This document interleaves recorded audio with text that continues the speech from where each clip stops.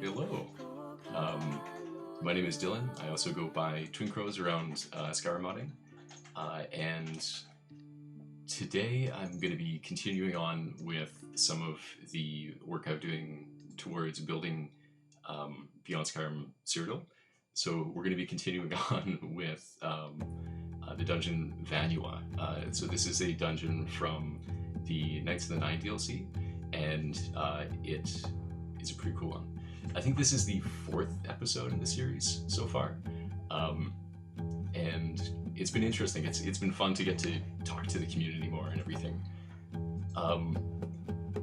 So yesterday I did a talk about protests in the real world and racism in the Elder Scrolls community. If you want to check that out, it is over on my YouTube channel. On a personal level, I think it gives a lot of context to what I do and why I do it. But in addition to that, Jenna, my girlfriend, she's in the background. She's just on her computer today. She'll be in the same room. Hi! She's gonna be playing some Final Fantasy by the looks of it. Yeah, then maybe working on art. I'm sorry. That's cool. I think. Hello! You see the chat there. Oh yeah, Le Pandas is asking, who is that behind you, may I ask? But yeah, so that's my girlfriend Jenna. We've been together for 3 years? Like it's almost like 3.5, almost 4. Yeah. We met at a animation convention. So we live in Vancouver. Vancouver has these animation conventions, which is just, you get a bunch of people who are into nerdy stuff, like into anime and into gaming. And I was cosplaying as Solid Snake, and she was cosplaying as Quiet. Quiet. And we got together because we were actually taking photos, because a lot of people at cosplay conventions and stuff take photos together. You get all the people who are into the same thing together, and you take some photos. It's really fun, and it was, for me, I had just moved to Vancouver, so it was a great way to get to meet people and get to find people, because before I met Jenna, I didn't really know anybody in Vancouver. So yeah. Hello, hey Pug Matter, how's it going?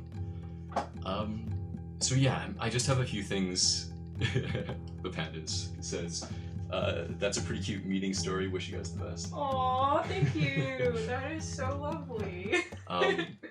So yeah, before I begin, I just have a few other just kind of remarks about kind of relating to the video. I did a video yesterday about racism in the Elder Scrolls community, and also about protests that are going on in the real world. So yeah, here's what I have written. So modding is not civil disobedience. It's very far away from it, and I'm not pretending that what I'm doing here is really all that meaningful. I'm not doing this for brownie points. I'm doing it because I honestly couldn't morally provide streams that are a safe place for people with racist views right now. I'm a Canadian. Our protests relating to this are happening on Friday. And so I'm going to be there. I'm going to be at my protests in Vancouver this Friday, because I feel like it's essential to show solidarity to the protesters and to the Black people, and let them know that the people of Canada overwhelmingly support them. You might have also noticed that there's a Black Lives Matter tag on the video this time. It's just at the bottom left corner there. My decision to put that tag on my streams is not something that makes me more popular. If anything, it creates problems for me. A lot of white people would rather ignore what's going on, but I think that it's time that white people stopped ignoring the issue of white supremacy and confronted it directly. Part of the way to do that is to reduce the amount of safe spaces for racists. So going forward, my streams are going to be a no racist zone. But aside from that, this stream is going to be a normal, relaxing stream. It'll just have that tag there in the bottom left. If you can't handle that tag, then I suggest you turn the stream off, maybe mature a little bit, and return once you can handle it. This stream itself is starting without any stream notifications on Reddit. Part of that is because I made a stream notification just yesterday and I don't want to spam the Reddits. But the other part of it is that I really do want to make this stream relaxing. I want it to be relaxing for me, I want it to be relaxing for you, because I'm going to a protest on Friday, and today I just want to chill out. But yeah, so racism does exist in the Elder Scrolls community. Towards the end of the video I made yesterday, I did identify where I've seen racism in our community. So if you're wondering about where it might be, do check out the end of that video yesterday. After I did my talk yesterday, I did experience a backlash from people in our community who were asking for modding to be depoliticized. To me, that proves the importance of me doing this. It's important to mention that overwhelmingly our community supported my statements. The posts, and I made 2 of them, I put, it was the same post, but I copied it. I put one of them in our Skyrim mods, which received about 60% upvote to downvote ratio. The other one I put in our Beyond Skyrim, and that one received 80% upvote to downvote ratio. So both of them were more supported than not supported. But the fact that it's not 100%, that tells me that I am making some progress and I am challenging some people. So most of the Elder Scrolls community does agree that we need to address some things about racism in our community. So yeah, just to those people who do disagree with this, I just really like to say you're not welcome to download my mods. You're not welcome to enjoy my streams as a way to relax or for personal enjoyment until you're ready to accept that Black people have equal worth. You're not welcome until you're willing to shoulder an equal burden to what Black and Brown people are suffering under. So the Black Lives Matter tag is going to be up there. This stream for sure. Maybe the rest of this Vanua series. Just to make sure that those people know that their views are unacceptable to me. But yeah, so aside from that tag, this is intended to be a regular stream.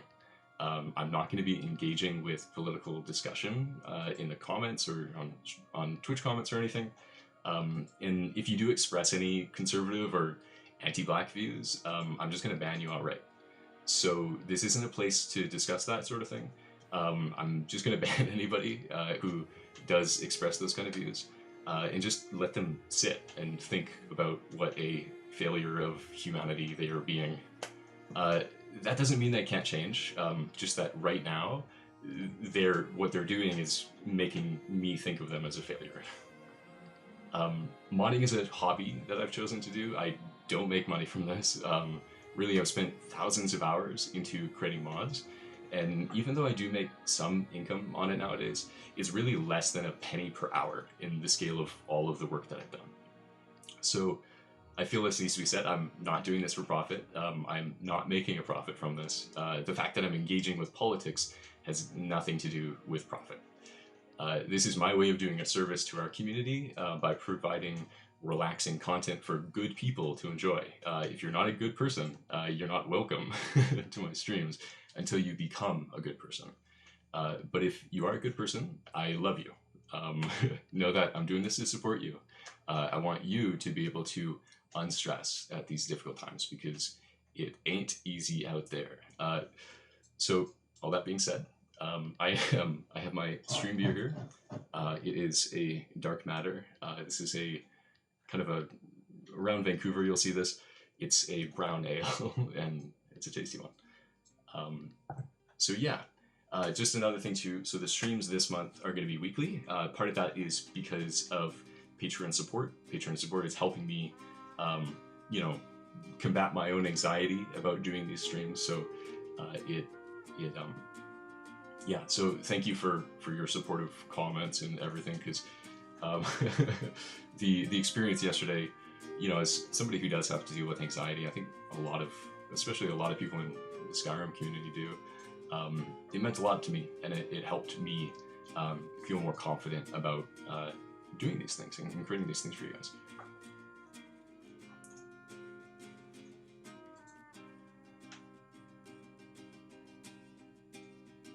All right, so So I'm going to begin now. And so yeah, just the whole thing is no political discussion. This is going to be specifically about Beyond Skyrim. All right, so I'm going to start by pouring the beer.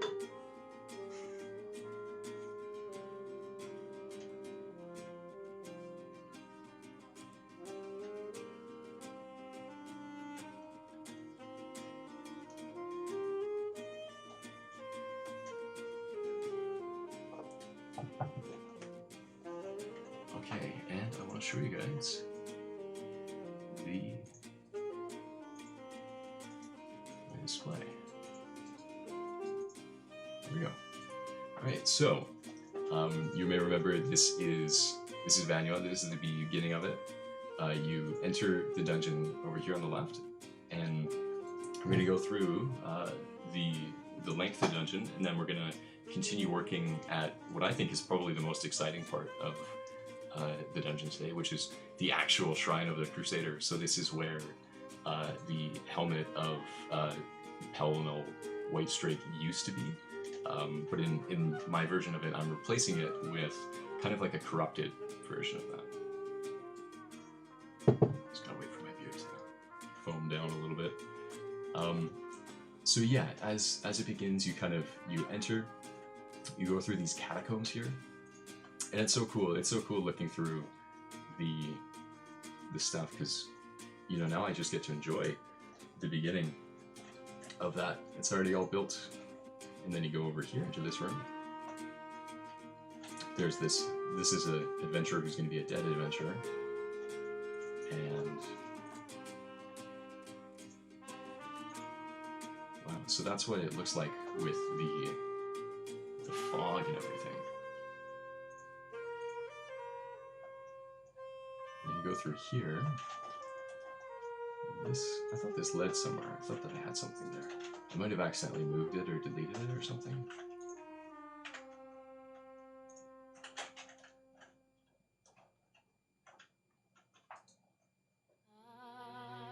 Is that based off of a... So the panda's in chat asking, is that based off of a writer's note, Beyond Skyrim or something? No, not specifically from a writer's note. This is more so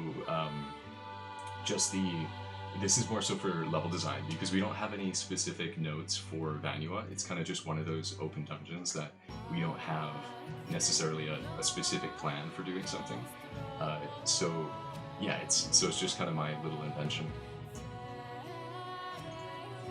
It's not going to be like a story related thing or anything. It's really just just a little nod to the original dungeon.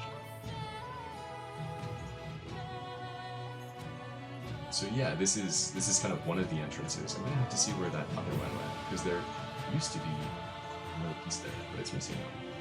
Maybe I moved it. Did I move it? No.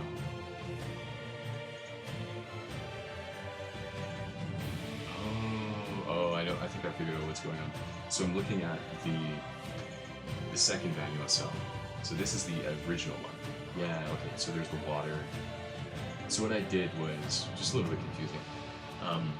I duplicated the cell because sometimes I use the initial cell to copy things from.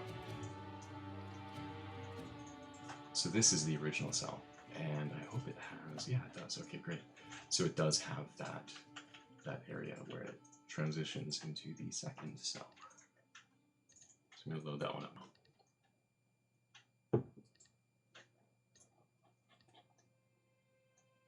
Okay, so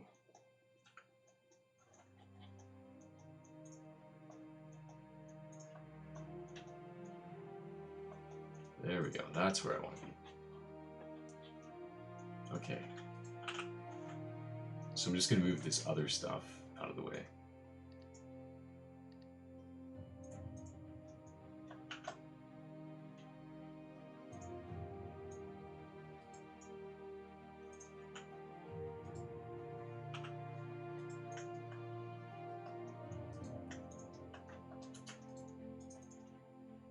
Cool. So, yeah, I'm gonna boot up Oblivion now too, so that I can compare the original one.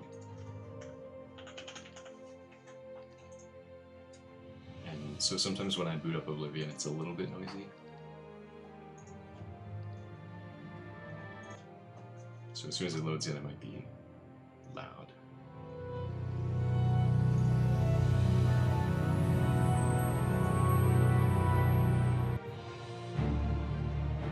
All right.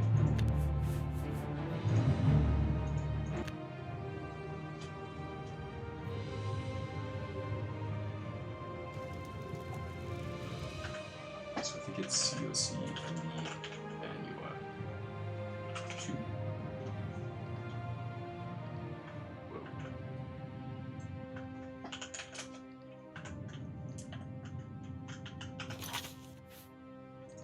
Just have to drop a few things. Cannot drop objects while in the air. Oh no. Okay, I have to go back to COC Vanua 1. Oops, not COC Vanua, COC NT Vanua. Lip-handed, just want to say that your streams have me inspired to join the Beyond Skyrim. Thank you. Yeah, and hopefully we're gonna get more back to specifically Beyond Skyrim stuff. That's awesome. I'm really stoked to see that this is kind of showing people, you know, like this stuff we create. People all around the world are experiencing it. And it's one of the coolest hobby projects, I think, to get into, especially as being people who, you know, we have our computers, we have the internet. I think it's a really interesting art form for us to engage in. All right, so this is this the, oh, I gotta turn off the texture.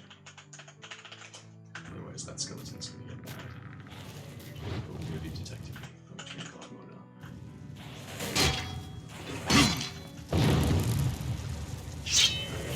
I gotta.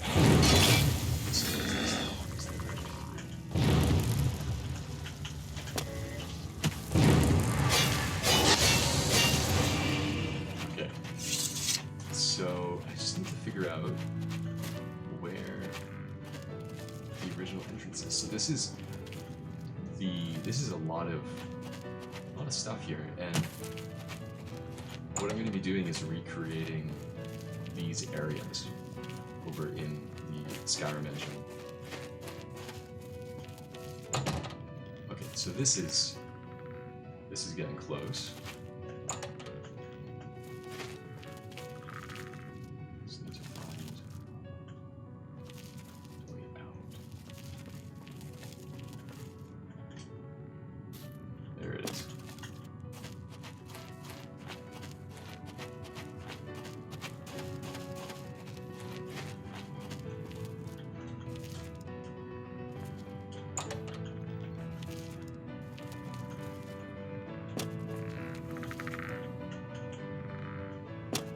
That's the place I want to go. I just need to unlock that door. Okay, so this is the room that we're building right now.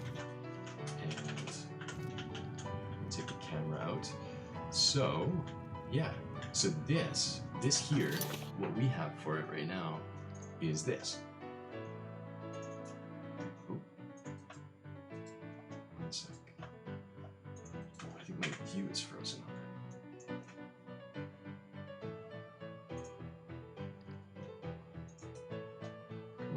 Kit.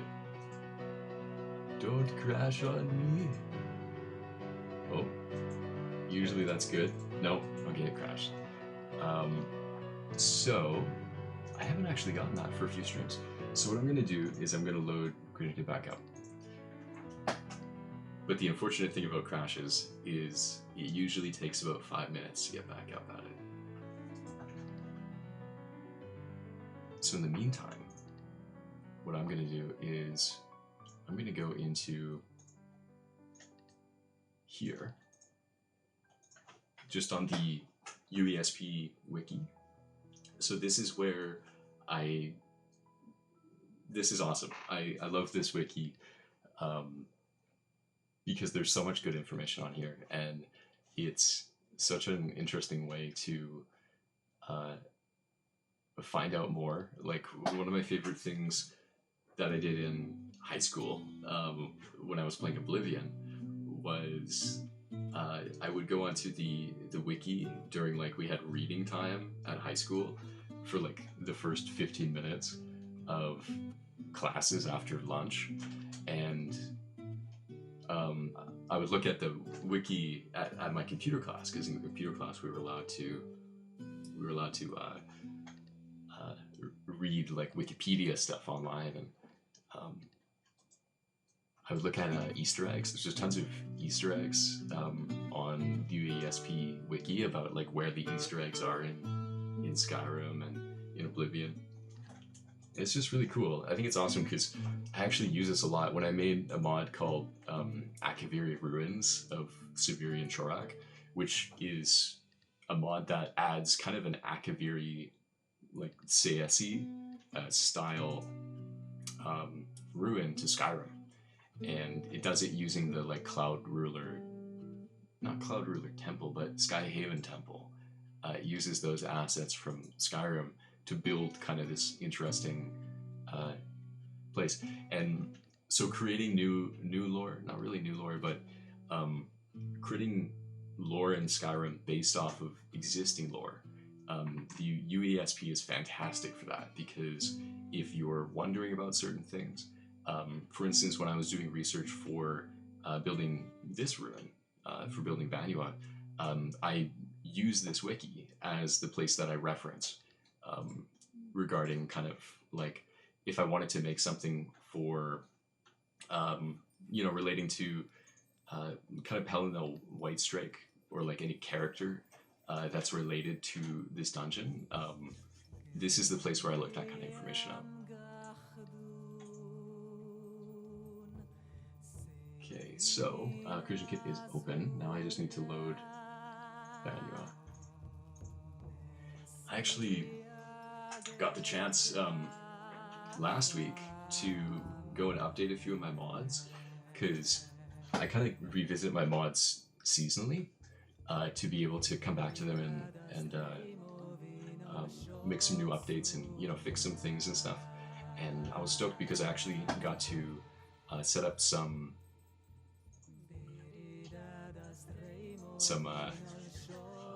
whatchamacallit, an MCM, so mod configuration menu. I got to set that. Hashtag champion, yoo-hoo. Hello, how's it going? Is that an ESO player behind you? Sorry, I didn't say it. No, that's she's playing Final Fantasy right now. 14. Yep. Yeah. I want to try out ESO sometime though. Yeah, it's pretty good. I enjoy it. I think it's ESO's pretty interesting. Final Fantasy is a lot of fun too. The thing I love about the Final Fantasy MMO is the crafting systems are really cool. There's this thing for like the carpentry system where like you have the health of whatever you're making, and then you also have the quality of whatever you're making, and you have to balance those so that you want to make it high quality but you don't want to destroy the thing you're working on. And it's a lot of fun. They have really good crafting systems and gathering systems in that game. And Jenna saying there's also cat girls and what would you say, bunny girls? Bunny girls too. Yeah, Final Fantasy has the aesthetic advantage there with the cat girls and the bunny girls, but ESO is good too. One thing I loved about ESO was the PvP. PvP was super fun. Just there's like a battlegrounds kind of thing you can do. But yeah, for myself, for MMOs recently, I've been playing more World of Warcraft. There's something about MMOs. I love them. I always love that kind of, that interesting social thing where like you can be in a guild and there can be people from all over the world. I remember I actually played an MMO called Darkfall Online. It's a really niche MMO, and it was kind of like this open world PvP kind of thing, but with these gigantic, huge. There were guilds, and then there were like alliances of guilds, and so the guild alliances were fighting for territory and things.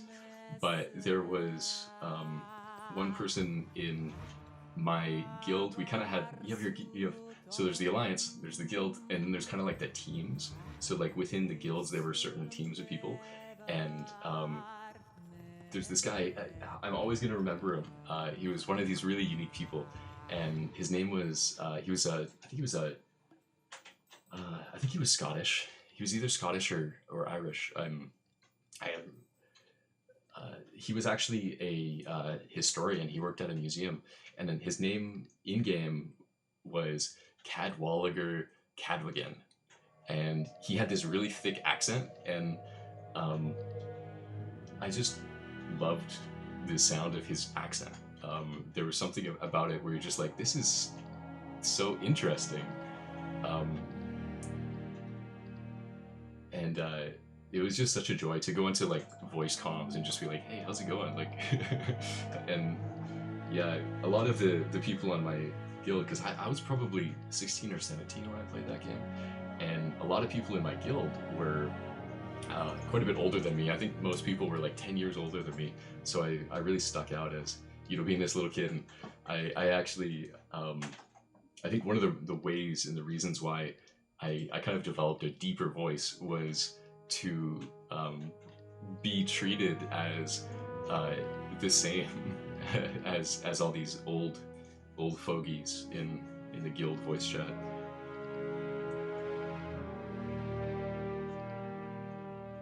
But yeah, it was good. I remember some of the people in the guild, they would get hammered. They would get hammered while they played, and it was so funny because you have that kingdom versus kingdom kind of dynamic, and so there would be these meetings that were supposed to be like these really, you know, almost these like serious military meetings between, you know, all the people from one kingdom kind of figuring out what's going on.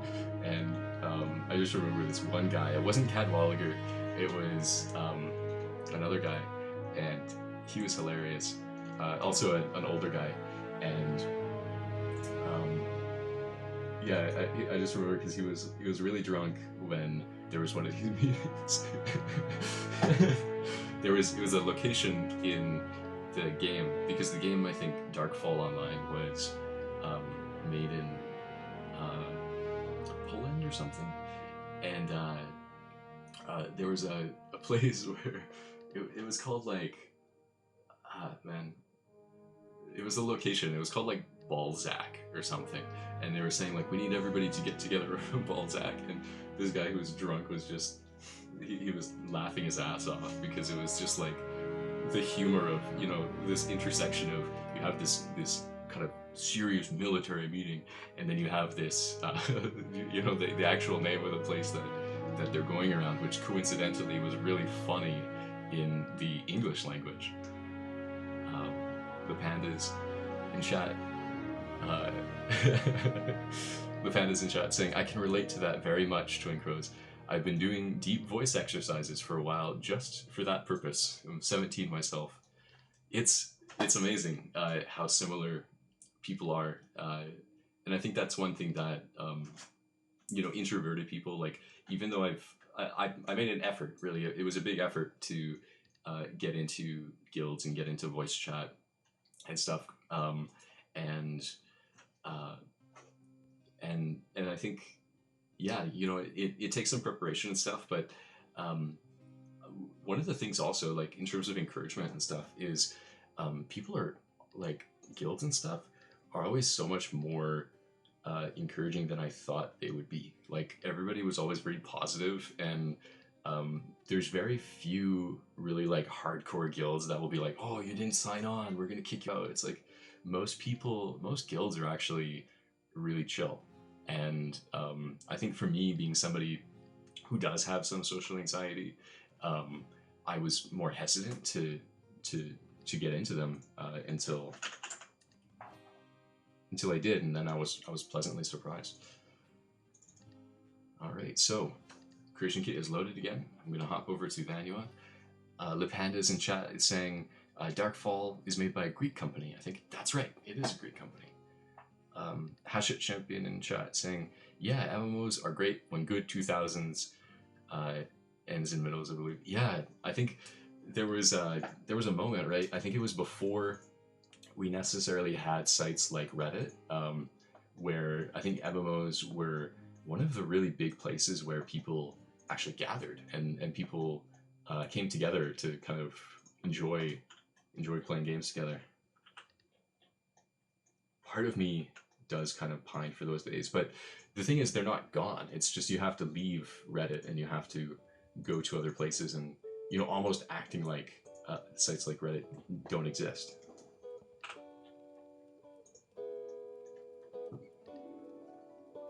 Hasha in chat saying, I am 20 years old. The interesting thing is I don't think I've changed that much since I was 20 or so. I think I'm basically the same person. It's just that I have had more experiences. I think you really age, 20 to 30. There's some differences and stuff, but in terms of personality and stuff, definitely still the same person I was when I was 20 or so. Ooh, Hashut Champion in chat saying, those days I played Total War Warhammer. I loved that game. That is my favorite, without a doubt, my favorite kind of PvP game. That was so much fun. I hope they make another one someday. I think they will. I think there's enough appetite for people to play another game like Total War Warhammer. It was such a blast. I can't wait until they bring that thing out again. All right, so now that this is back, what I'm gonna do is continue building these areas.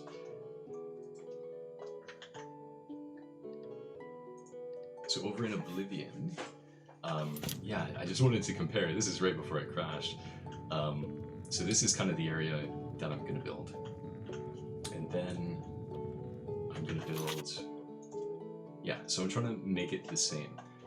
One of the first things I should do is count out the blocks. So I have 1 block, 2, 3, 4, 5. So it goes 5 on that side there. So I need to copy that, just the right scale.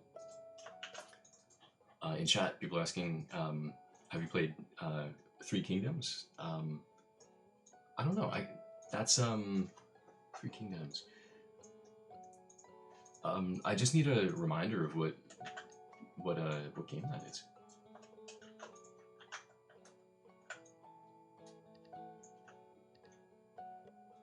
Hello in chat. Tars0392. Hello. How's it going? Just working on some Beyond Skyrim today.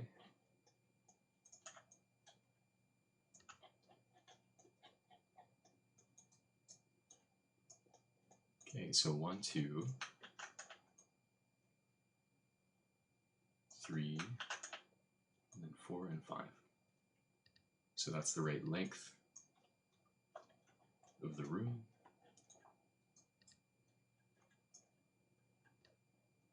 Cool. And then on the other side,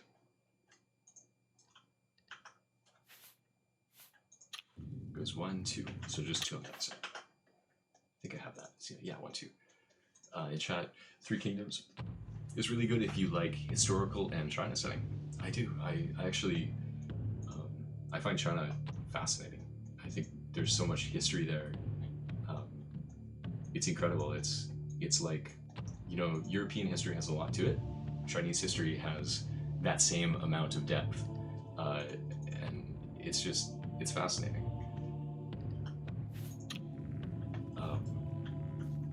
I play Civ. I play those kind of games. I'm playing Mountain Blade Bannerlord. I'm playing some of that. I have a guy, and his name is... I think his name is really short. It's like almost like a guttural name. It's like Ern or something. Erd. I can't remember what I've named him. he goes around the north area and tries to teach nobles, but ultimately keeps getting them all killed. Tars in chat asking, I haven't finished Oblivion. Is that Helenel's too?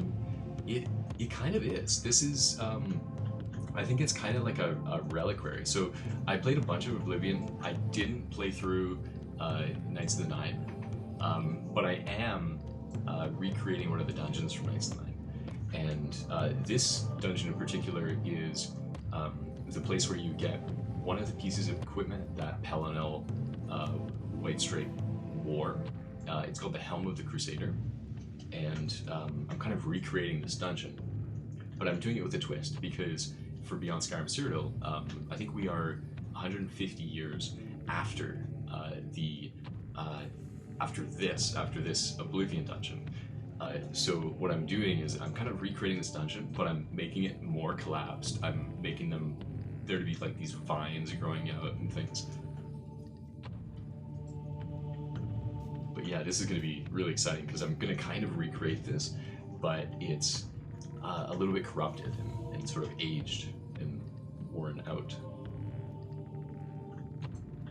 Okay, so this is going to be interesting. I kind of have to build a few new pieces for myself because this is kind of an interesting room, and I don't have anything directly like it in the Beyond Skyrim kit, so I have to sort of find a bunch of pieces together and try and rebuild these columns and you know, this platform over here. Chat, Tars is saying basically the same dungeon but without a housekeeper. Yep. Yeah, there's been nobody keeping this place, keeping it maintained. Nobody. It's kind of like a forgotten place. No one to mow the lawn, they say. Nobody. Yep. Nobody's sweeping the dirt or the rocks out. Nobody's fixing the collapsed parts of it. Alright, so CYR.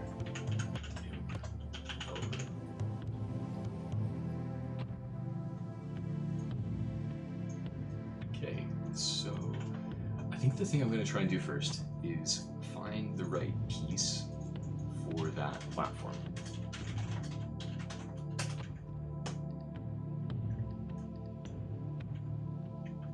Oh, those are nice. I didn't. Oh, okay. I'm just gonna throw some things out. Well, not throw them out, but I'm gonna place them if I think that they are nice, because this pillar is gonna be really helpful. There's a few other ones. There's a broken one.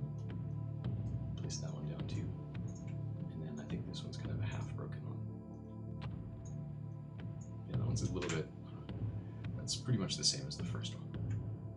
Some more.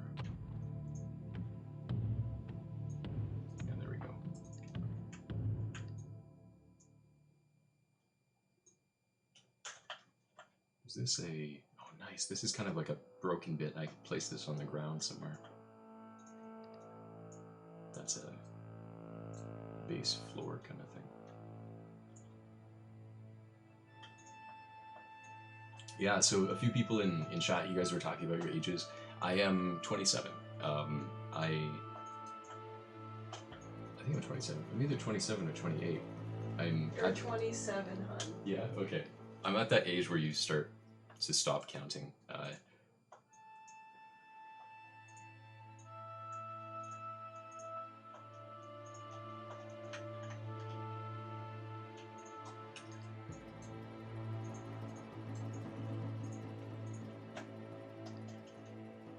Okay, so I've got some pillars, and oh man, I gotta figure out.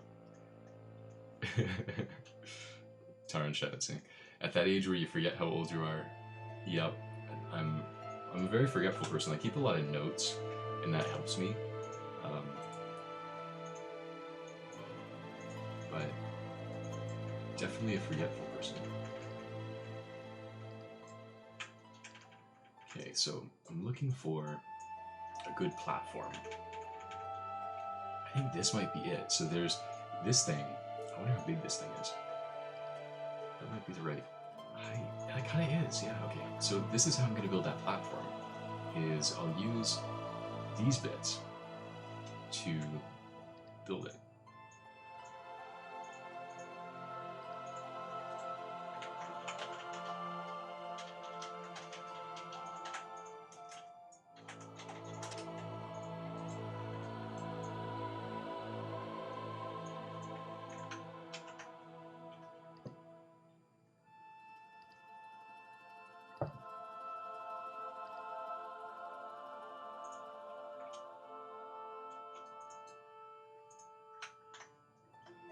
Nice. This is gonna work. It's always weird when you first start building kind of like a room feature, because it can be a little bit puzzling, like how are you gonna build this? Especially if you don't have the exact same pieces. But I think this is gonna come together nicely.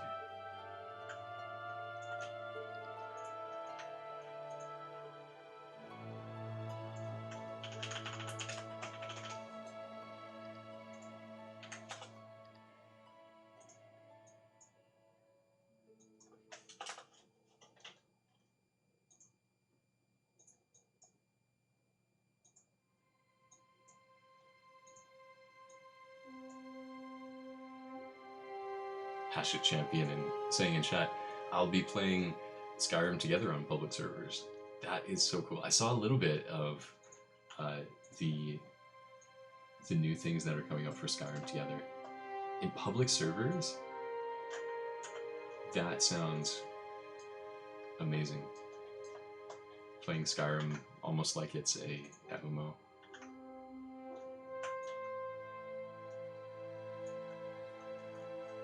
Trippy Trev 210, I love this. Thank you for streaming your work. Thank you. The support is what keeps us doing this. I know that Beyond Skyrim will eventually be complete. And eventually you guys will be able to enjoy the fruits of many hours of work. Okay, I'm gonna hop back into Oblivion. The Pandas, you're honestly a great person, Trinkos. Thank you for being here. Thank you. Alright, so 1, 2, 3, 4. So it's gonna be 4 wide.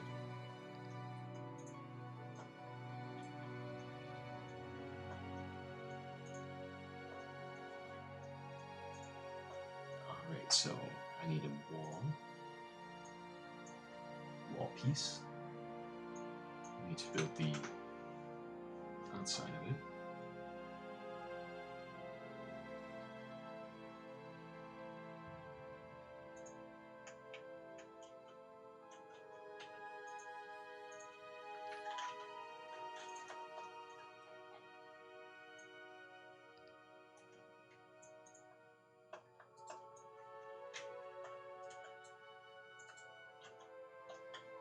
Hashtag champion saying in chat, I'll be hoping for some armor modder to create the ESO armors in Skyrim from the ground up.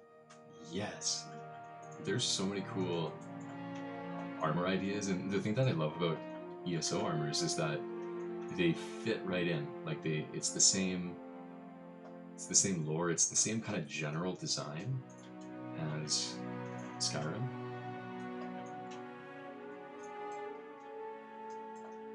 And I think that the really cool thing, one thing that I've really appreciated about doing Beyond Skyrim modding is kind of, we're doing that same thing where we're kind of building it the same, but we're building it from the ground up.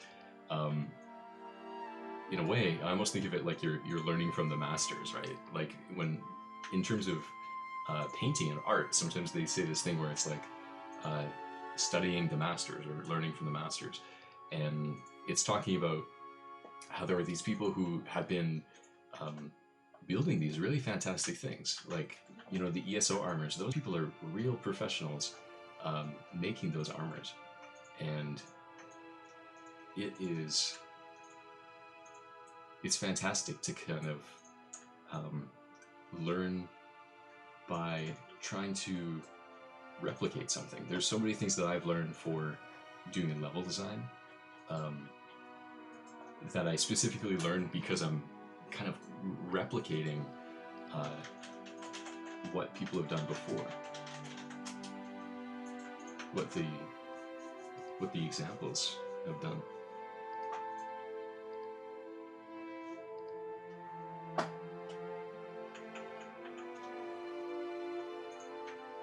Hasha is mentioning specifically the ESO Shivkin set. I'm gonna look that up. I want to see what that one looks like.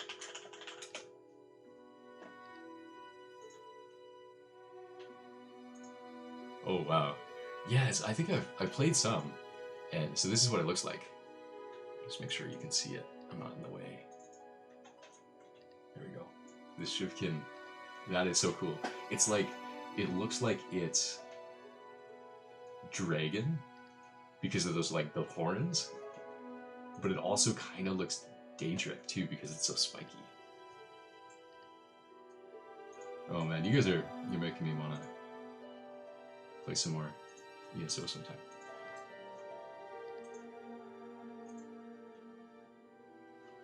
All right.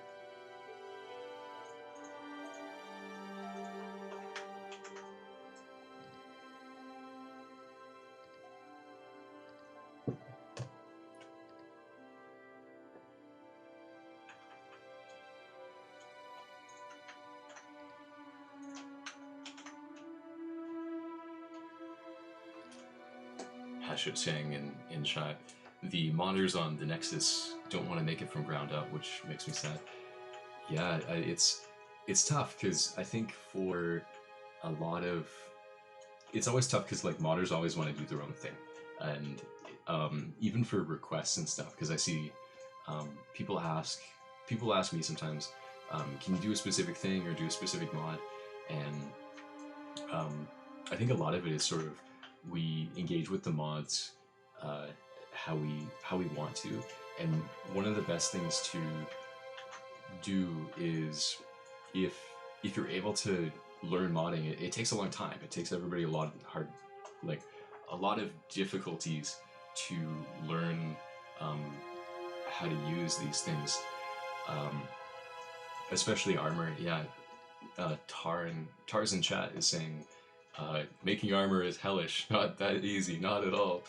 Yeah, it's there's some things, I think armor is like, you have to do the 3D and then you have to rig it to the skeleton of like the animation so that it moves, and it takes a long time. But I think the fantastic thing about this digital stuff, like anything we can create digitally, is you create it and then you upload it somewhere, and then like boom, now 1,000 people or 10,000 people can enjoy the same thing. And so even though it takes a long time to create these things, that is completely made up, or really not made up, but I guess the better way to say it is kind of overwhelmed by the amount of people who actually enjoy it.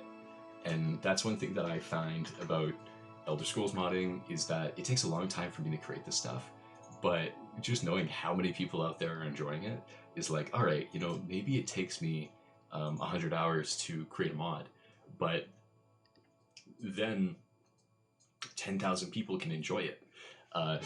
So it's sort of that thing about, creating things, it always takes time to make something, but then it's actually there and you can enjoy it.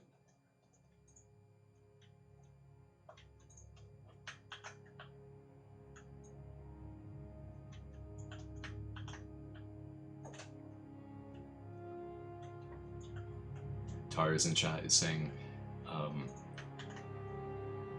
you have to do the 3D, you have to rig, so for making armor, you have to do the 3D, you have to rig it, you have to do vertex editing, you have to do weight painting, and waiting for all that to go wrong, and then you have to fix it.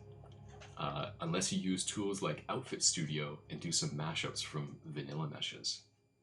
I've seen really cool things done with those mashes. I think it's really cool just to see like how people have mashed up certain bits of like bandit armor with like iron armor. I love that because it seems like a much faster way to kind of create more of this like diversity of armors, where you have a lot more of this variety of like, oh cool, like this is this armor bit but it doesn't have that shoulder pad, or like this is the same armor but it maybe the instead of a, you know, an iron chest plate, maybe it's the scale chest plate. I think those kind of mods are super cool. All right, so gonna pop back to Oblivion. Okay, so there's kind of, so it goes around kind of like that, and then there's also a little smaller platform in the middle. Okay, this is actually starting to come together pretty quickly. Now that I know that I can use these, this thing, whatever I want to call it, you know, now that I know that I can use this platform kind of thing in the middle, that makes it so much faster. So EXT, Hatchet Champion. Anyway, I'm going to be back in 40 minutes. Cool. Well, yeah, thanks for coming by, and yeah, hope to see you again. If not in 40 minutes, then, you know, whenever you drop by next time. I'm going to keep doing this. This is going to be a weekly stream, so if you're around, I think I might just reschedule it to Wednesdays. Wednesdays are kind of a nice day for me right now, so I think I might just reschedule them to Wednesdays instead of Tuesdays.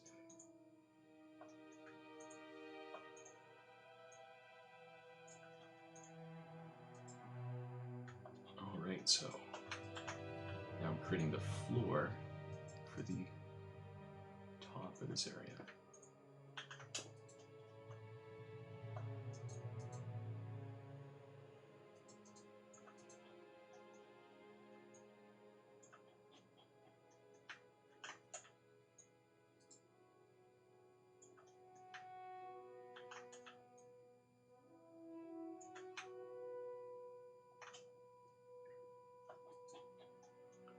Need to check the Oblivion and see how the edges of this go.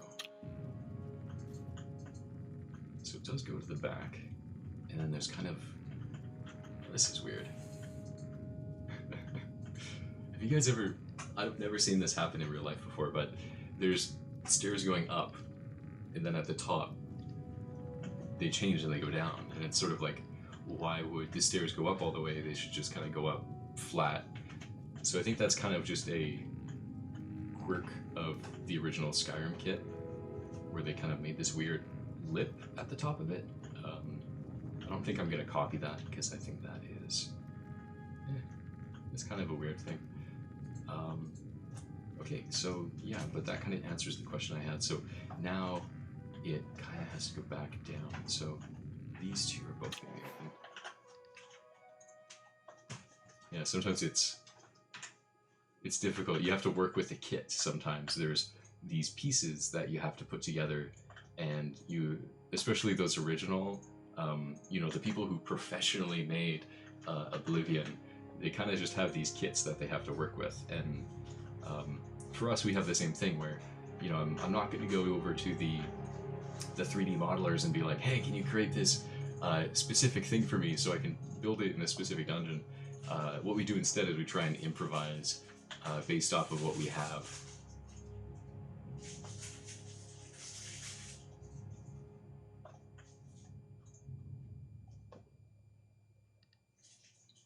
Dogster202 in chat asking, are these pieces a new BS kit or retextured Skyrim stuff?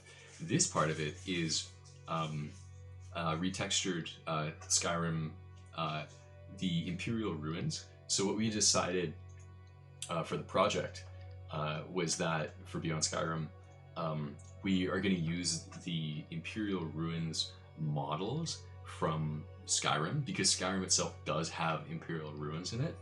Skyrim takes place 150 years after Oblivion. So the ruins themselves are a lot more destroyed. It's sort of you're getting further and further away from this time that used to be the peak of imperial power. And so the ruins themselves in Oblivion, I'll go back to that, these ruins are actually in pretty good shape. You know, you can see there's these pieces, there's some things that are falling down and stuff, but they're in pretty good shape. But in Skyrim, in contrast, it's going to be even more destroyed. It's, you know, there's going to be, I'm going to put, you know, boulders, the ceiling is going to have collapse in some places. I'm thinking of putting these vines, like these barriers of vines and stuff coming out. And for instance, this area here, that's the most complete area so far, is the equivalent is this. So this part is the same as this part. So you can see that the dirt was starting to kind of pour out of that hole and start to collapse. Over here, it's done it even more.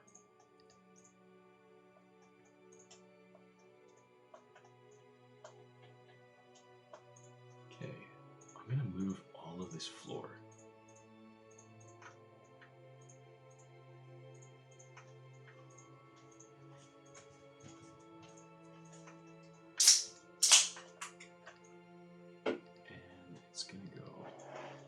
Kind of like that, I think. Move it a little bit forward. Yeah, that's good. Okay. Kind of meets that column there. There we go. That's perfect. I'm happy with that.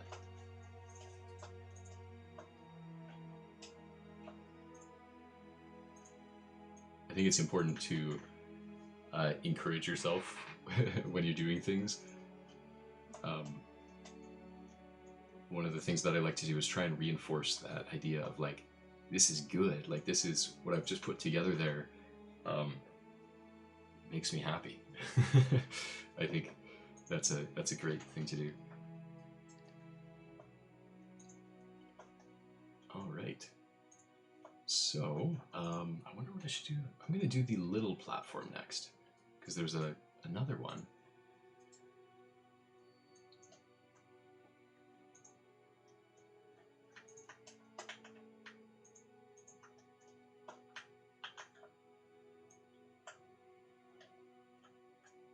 Yeah, this will be cool.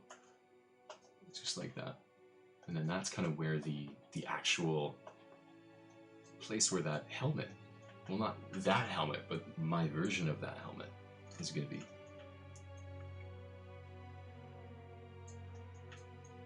Dogster in chat. Another 200 years underwater can't be good after all. No, definitely not. I think, yeah, oh man, I almost forgot about that. The idea that Vanua as a dungeon is underneath a lake. So at the very beginning of it, you have to, even to get into Vanua, you have to dive under the lake outside the Imperial City, and then you get into Vanua. I wonder if I could, I kind of want to incorporate more water. That's another effect. I'm actually going to take my notes out for this dungeon. I'll show you guys that in a sec. I'm just pulling it up here.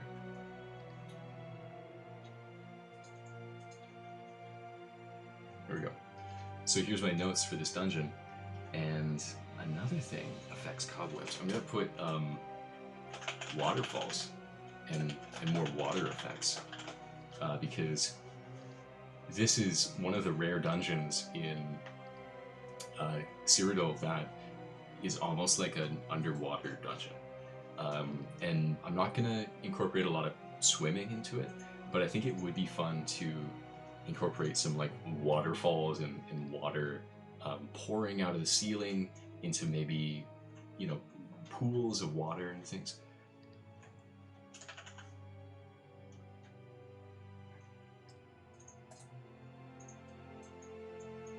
Okay, so corners.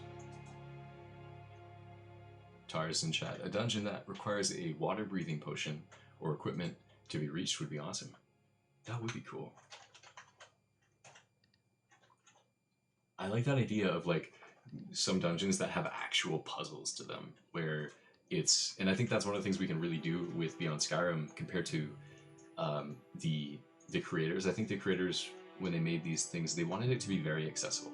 That's one thing that Bethesda does a lot, is they try and make dungeons that, you know, they're not too challenging, And one of the things that's different about the Beyond Skyrim project is that since we're not doing a sort of one size fits all, like it is a mod, we get to do some interesting things, and we get to change some things around.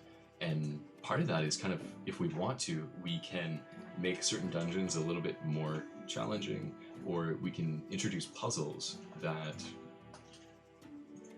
can potentially, prevent you from finishing or getting into a dungeon.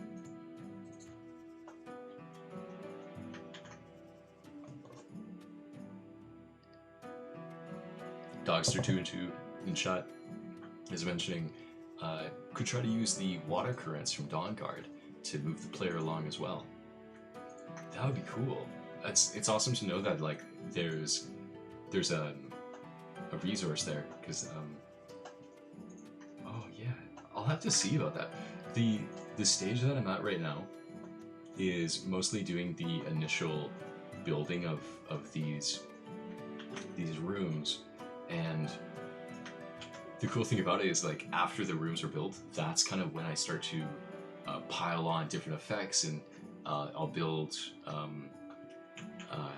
more like collapsed bits and things like that. So once I'm at that stage, I can consider kind of adding some more interesting gameplay features.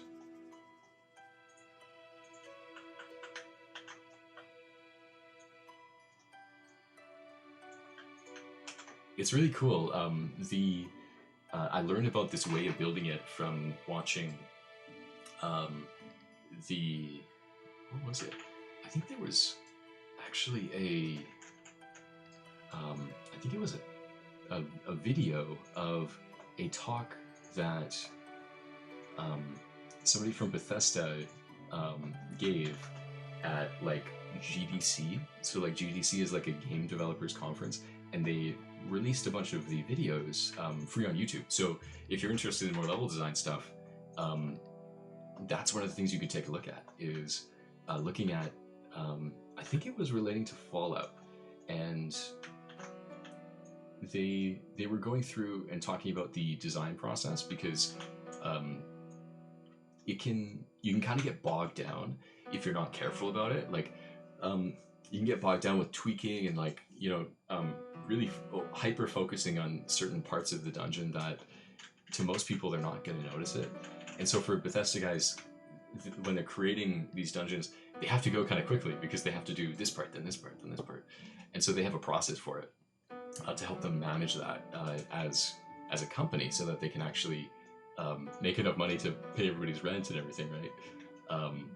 Whereas for me, I do this as a hobby. It doesn't matter as long as I enjoy it. That's the main thing that I'm going for. But for them, they have to do it at a speed that they can, make enough to live off of. And part of that thing that I thought was really interesting, because for anybody even enjoying it as a hobby, it's useful to structure it a little bit, so that like, okay, this is this part of it, I've done this part, now I can do that part, and create it without getting hung up on the details, kind of thing. But yeah, there's a video, I wish I could remember it, but I think they were actually talking about Fallout 4. It might have been Fallout 4, and they were talking about level design. So if I was going to search up on YouTube, I would search up Fallout 4 level design GDC, and just kind of see where that leads, because I think that was the talk that they were giving.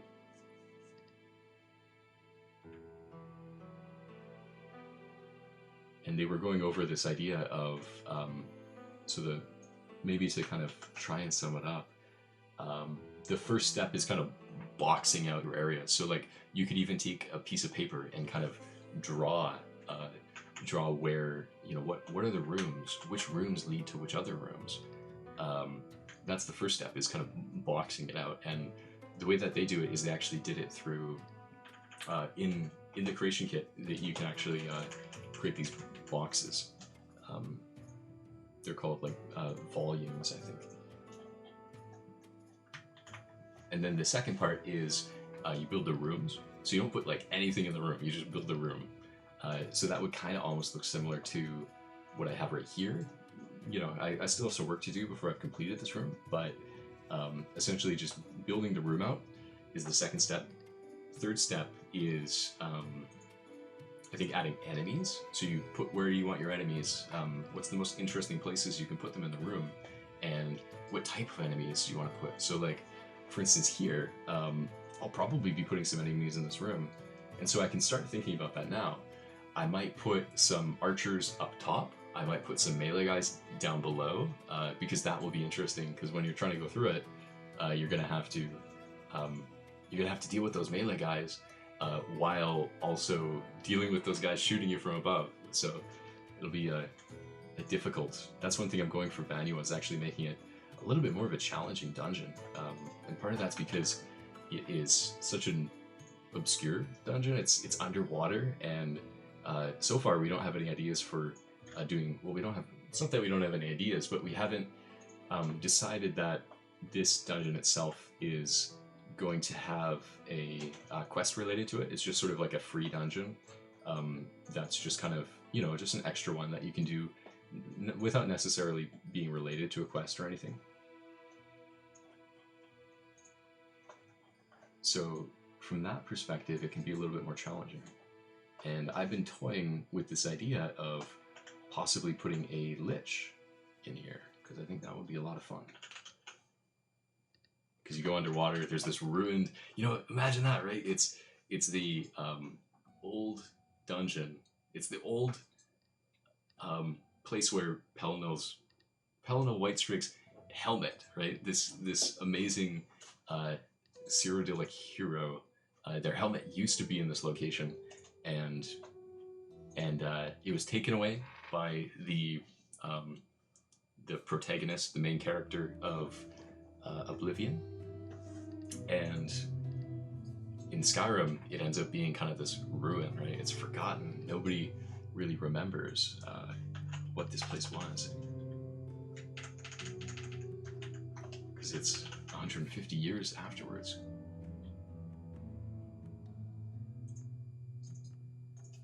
Okay, so I'm going to pop back into Oblivion so I can see exactly how I should do these pillars. So it looks like they're kind of just used every tile. Every tile has them on their corners.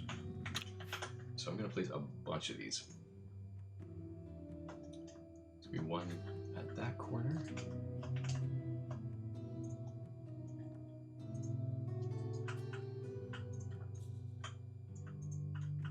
Yeah.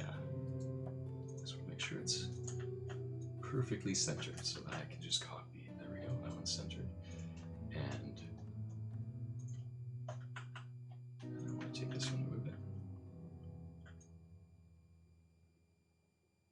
Dogster202 in chat. Lich makes sense. There were a couple in the Oblivion version if you were a high enough level. Yeah, I think it'll be really cool. Imagine going into this dungeon and, you know, that slow but creeping discovery of this is a lich dungeon. There's a lich in here, deeper down. The liches are super difficult. They have this really awesome staff that is it's like a shock staff, right? So there's a shock spell in Skyrim, and the liches have like this amped up version, which just is super powerful and really makes you. That's a good thing I have all these pillars here. So I'm thinking, I'm not sure if I should be this room or another one. This one is kind of the ultimate room in a way, because it's supposed to have this helmet. So I might be putting the lich in this room. I'm not quite sure yet. I'm gonna wait until I finish building out the whole dungeon, and then I'm gonna do enemies and stuff. So we'll see if the lich makes it into this dungeon or into this room. It's gonna be in this dungeon for sure, but it might not be in this room.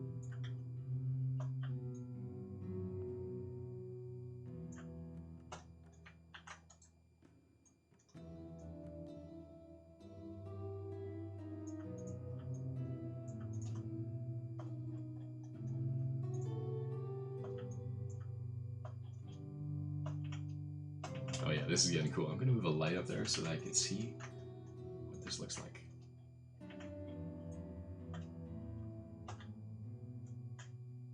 Yeah, that's awesome.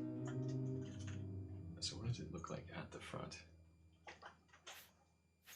The Panda is asking, hey, do you enjoy Dead is Dead on Skyrim? I don't know what that one is. Do you want to explain it for me?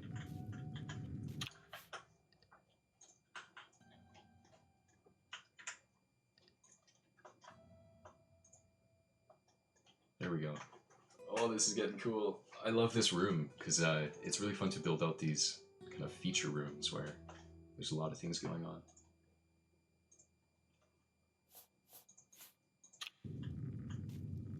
I think I'm going to ignore this fence here.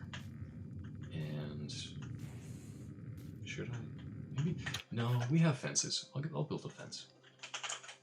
I want to find like an iron. It needs to be a Cyrodiil iron fence. Let me see what fences we have for Cyrodiil. We have Anvil. Anvil has fences. Bruma has fences. Wooden fences. Oh, Lepanda saying in chat, Dead is Dead is a one life permadeath mod. I love the idea of that. I think that would be really fun. I've played those kind of ones before, but I haven't done it with specifically a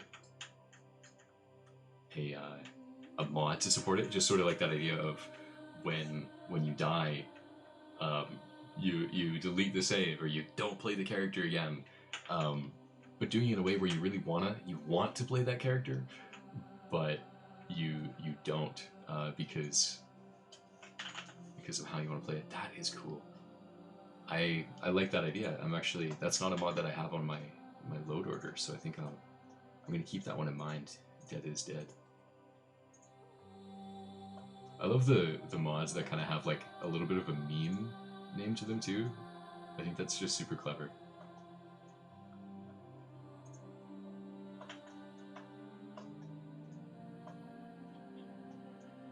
Wow, this is cool.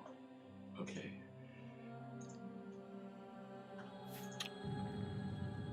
So I just need to have a few more pillars.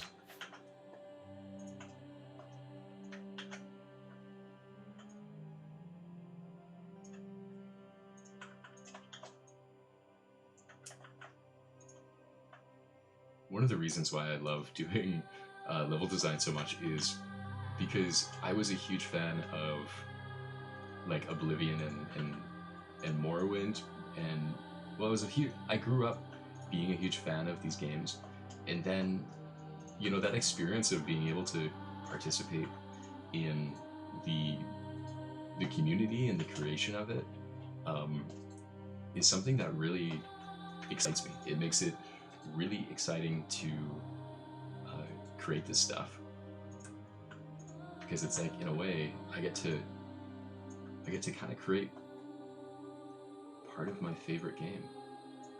And the thing that I love about the Elder Scrolls series is that it's going to be around for a long time. Like, it's a very successful series, and I think we're going to see eventually Elder Scrolls 6, and I think they'll probably have modding for that one too.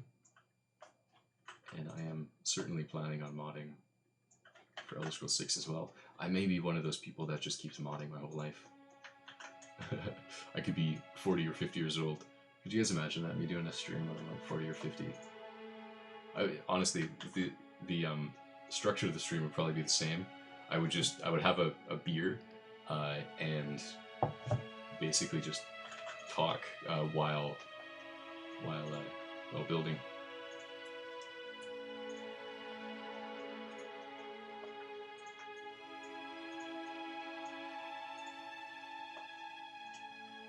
Okay, so I think what I'm going to do here is collapse some more of these pillars. So I have to look at the ones that are already... Oh, there's a little platform down there too, so I have to copy that.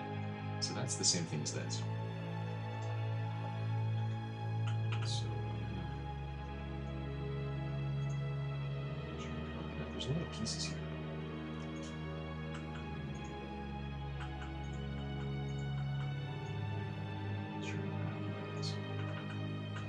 That'll work. The Panda's singing chat. I'm interested in somebody over 70 modding. Wonder if that's possible. It probably is. It's interesting. I think there are. Oh, hey, you know what? Actually, there have been some elderly, well, not elderly. I feel like that's a weird way to say it, but some like senior modders who have been creating different content. Did you guys know? You guys have probably heard of Terry Pratchett. So Terry Pratchett is an author, very famous author, and created the series of books called the Discworld books. And Terry Pratchett is a modder. Actually, before he passed away, he's passed away now, but Terry Pratchett helped create mods. He actually helped create one. I wish I could remember the name exactly. I think it's Rilja. Rilja, is that it? I gotta figure that out. Oh yeah. Let's see. Let's go search up Terry Pratchett. Pratchett Nexus mod.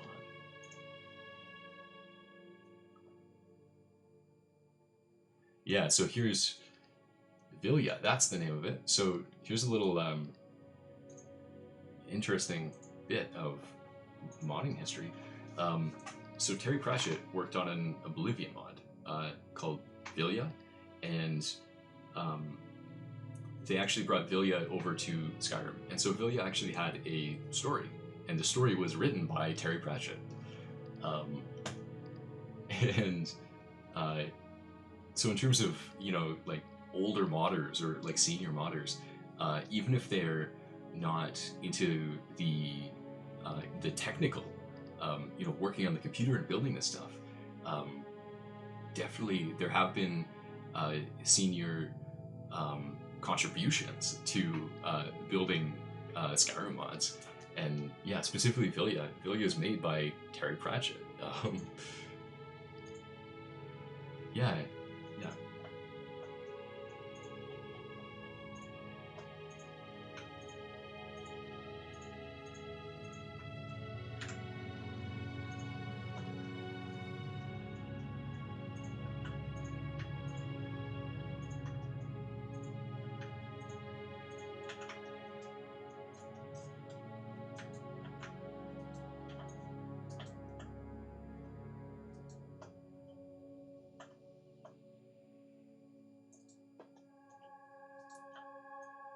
I think it's fascinating where the intersection of voice actors and writers and modding.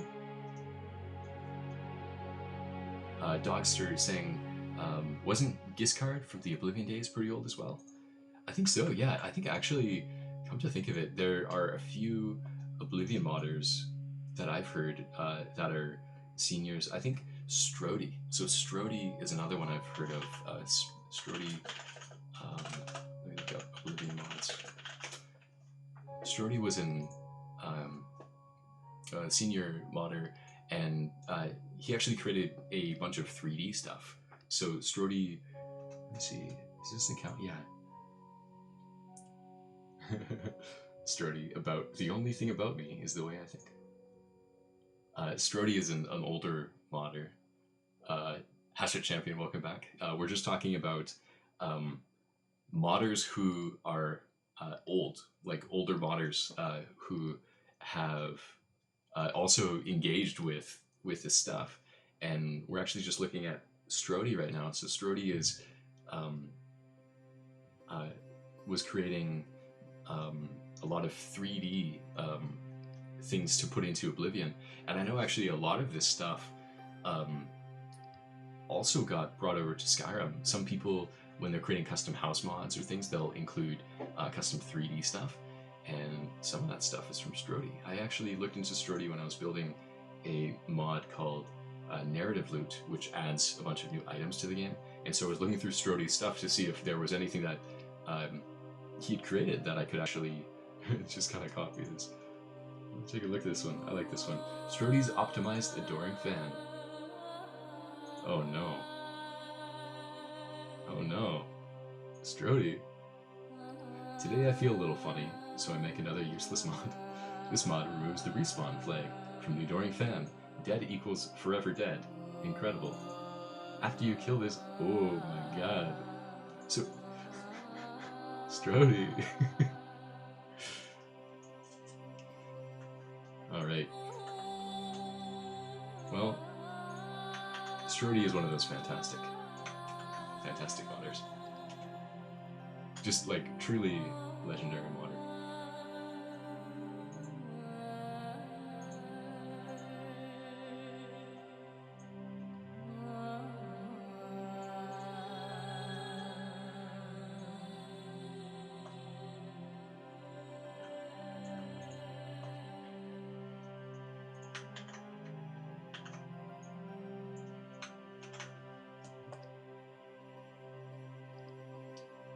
And I think one thing that's really fascinating about mods too is that from people that I've kind of heard and people I've talked to as well,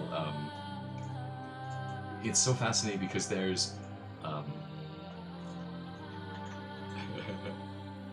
there seems to be actually like a fairly sizable population of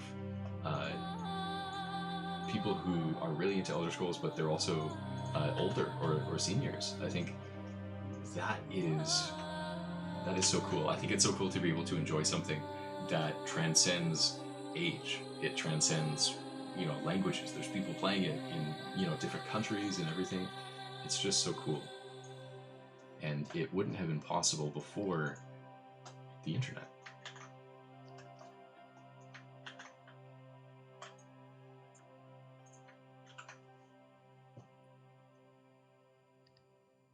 Lepanda is quoting some Young Scrolls. You'll trap his soul, steal his heart, like Azura's star. It's such a good song. I love the wholesome songs that Young Scrolls has made, because Young Scrolls does this kind of so Young Scrolls, just to make sure everybody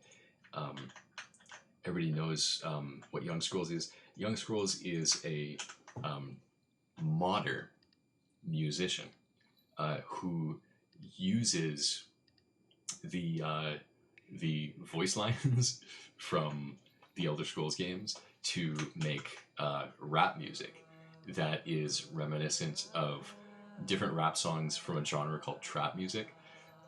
So the songs themselves are like, it's filthy rap songs, right?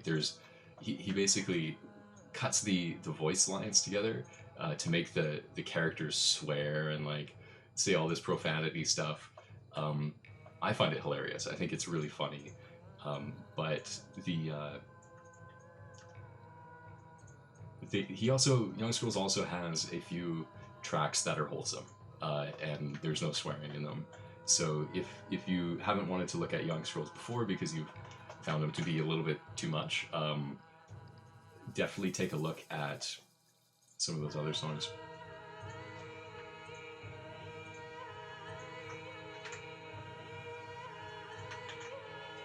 I don't know if what's that one called?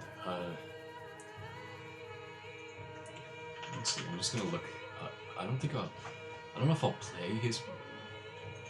I'll have to think about that. I'll have to think about whether I feel right about playing Young Scrolls music as well, or if that's kind of taking. I'm sure he'd be fine if I played some of his music. I might play. I'll play something for you guys.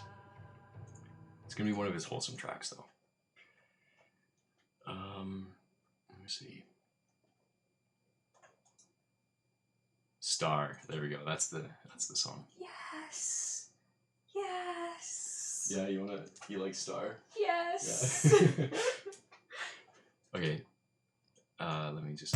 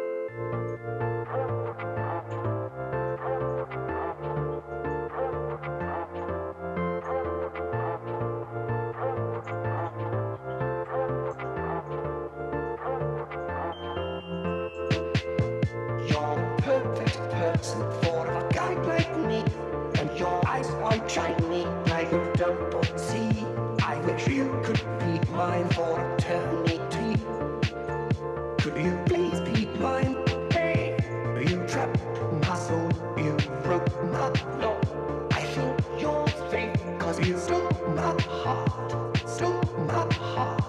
trap my soul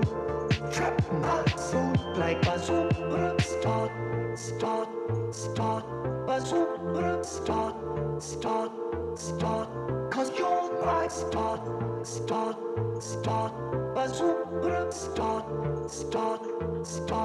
'cause you're my start, a superstar, start, 'cause you're my start, a superstar, start, 'cause you're my start. You're the perfect person for a guy like me, and I know for sure that we are meant to be. If your heart is locked, then I may have the key. Could you please be mine? Hey, you trapped my soul, you broke my law. I think you're safe, 'cause you stole my heart, trapped my soul like a superstar, a superstar, 'cause you're my star, a superstar, 'cause you're my star, a superstar, 'cause you're my star, a superstar, 'cause you're my star.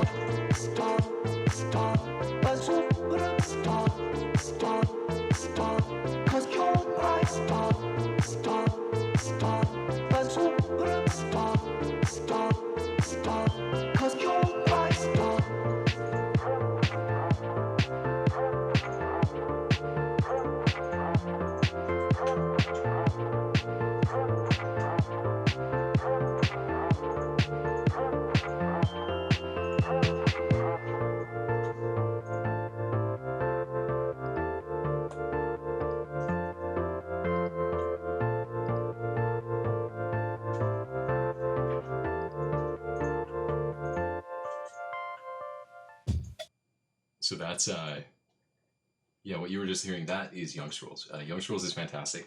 This is a shirt that is a piece of merch for Young Scrolls. So you too can get some awesome t-shirts. Just look at Young Scrolls' merch available. Doing a fantastic job. What they are doing is more difficult than what I'm doing, and they're a genius. What they're doing is just absolutely brilliant. So yeah, they have some more songs like that too. I almost want to play more, but I think I'll leave it there. I'm gonna go back to the kind of ambient tracks. How's the volume, by the way? I haven't asked that yet. Is the volume okay? Should I turn it up or down for just the ambient music? But yeah, so what Young Scrolls does is remix the voice lines. So literally just taking the voice lines from the games themselves and mixing them together to make some really fantastic music.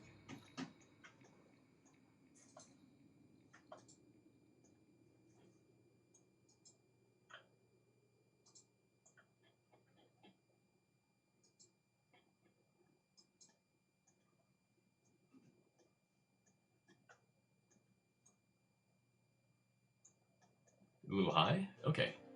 I'll let me see what I can do about that. Turn it down just a little bit. I'm trying to make it the right volume so that I can enjoy the music, but then it's also not too loud for you guys. I'm gonna try turning it down a little bit, and yeah, okay. So we'll try that, and then let me know if it needs to change.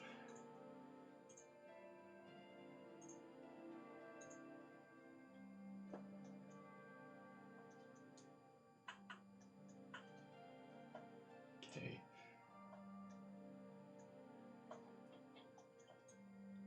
It's gonna move. It's tough to do whenever you have to move like a bunch of pieces in the creation kit.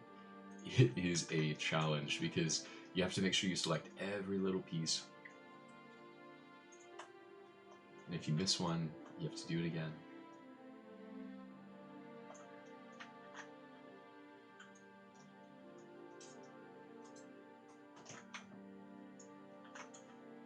I'm just going to put all these as normal columns, and I'll replace them with broken ones later.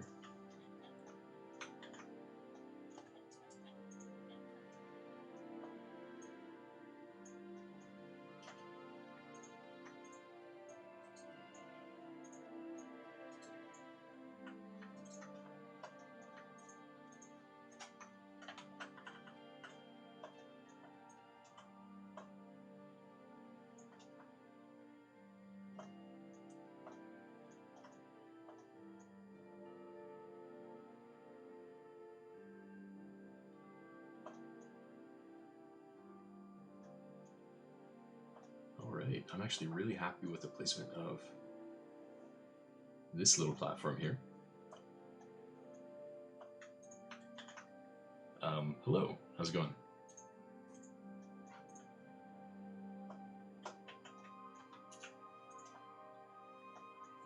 So yeah, we're just building up this piece here. And so I built this little platform here. I'm going to collapse some of those pillars and stuff.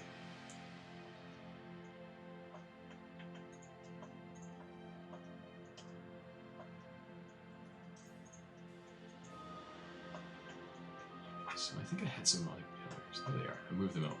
So I'm going to move these back. And I'm going to start replacing some of these columns with like broken ones. So this is supposed to be the top part, I think. Is it? No, not quite. Wait, yeah it is. Okay. So that'll be on the top. And the bottom one, I'm going to replace that one with this kind of middle one. So that one's number 3. So I'm going to copy that one. Or replace that one.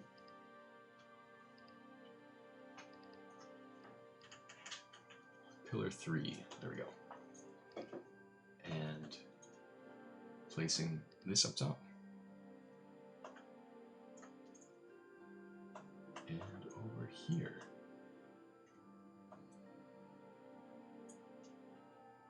There we go. So that's kind of a broken out pillar piece. And that's the first one. I think the other one is on the opposite side. So I'm going to copy what it has in here, and then I'm going to do a little bit more. So yeah, it's kind of like 2 of the same broken pillar.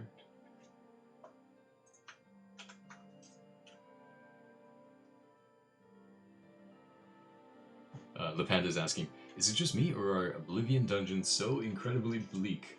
They're interesting. I think that they did something in Skyrim, which is introducing more plants into the dungeons. So like in Skyrim, you see a lot more like fungus and different kinds of flowers and things like that in the dungeons compared to Oblivion, where I think in Oblivion it was kind of just like skeletons. Like there was mostly just kind of skeletons and some enemies to fight and stuff like that.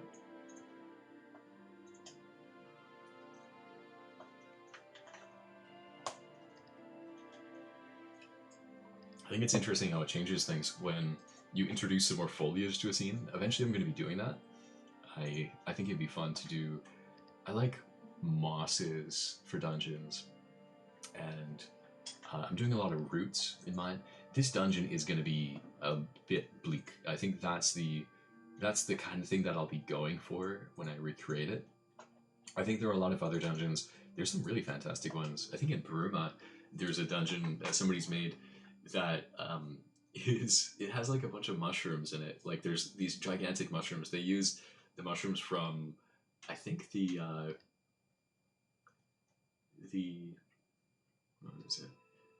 I'm trying to remember the name of the DLC. It's the one with Solstein. So it's either Dragonborn. I think it's called Dragonborn. I don't know why they call it that. They should have just called it Solstein. But they used that those mushrooms, and it just is like wild because you have all these mushrooms growing inside the dungeon, and you can like jump on top of them. Like they're big enough. They're like those Blackreach mushrooms that are like gigantic.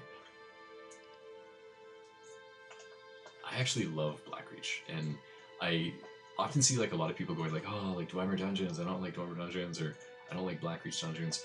I actually love them. I think that Blackreach is a really interesting concept.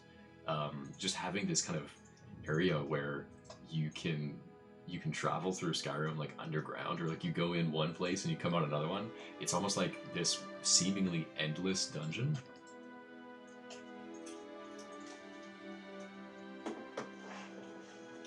Hello to the people who have entered chat recently. Hello.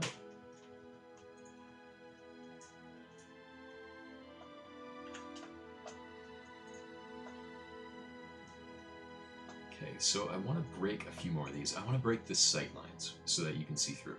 So I'm going to break this one. I'm actually going to replace that with one of these. It might be the middle one. So that one I replaced with 3. This one I'm going to replace with 6.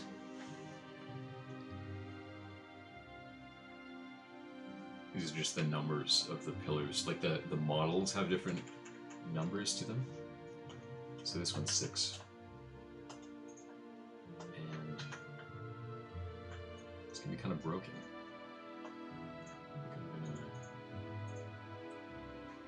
Yeah, it's going to be kind of an angle. You have the blanket. Oh. Yeah. I looked back a couple of times and it looks good. Thank you. Yeah, I think it's so cool. I love building when there's some light in the scene because it just makes it so much more fun. If I was building it in like full bright like this, I think it would be, you know, it's not as fun. It's you don't get the sense for the theme or the feeling of the area as much as you do when there's the light there, because you can see all the character of the scene. It's a little bit too tilted though. I'm trying to fix it.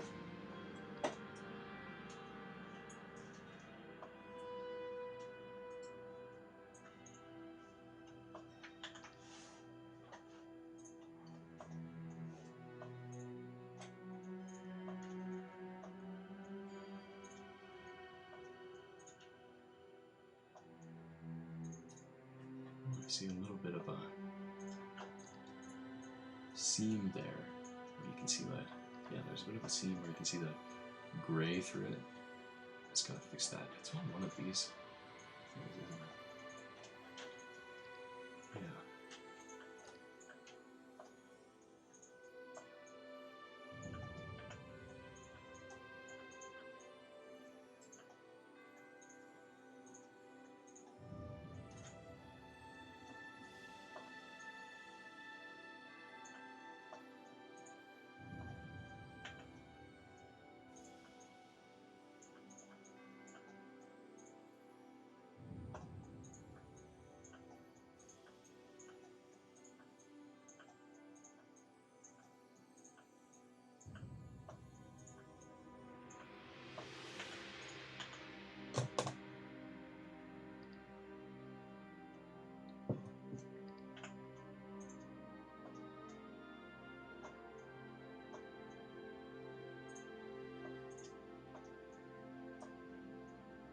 So I'm going to leave the...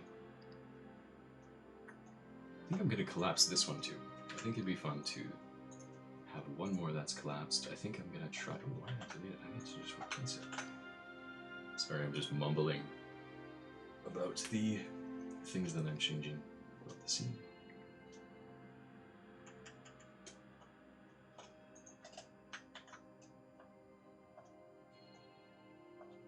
Nice, you guys like the lighting? No issues with the lighting so far. That's unusual, even on SSE. Yeah, I think I love lighting. Lighting is one of my favorite things about scenes. I think when you build a scene and it has awesome lighting, most of your work is done for you, because the lighting render is just so beautiful. It makes everything look so much better.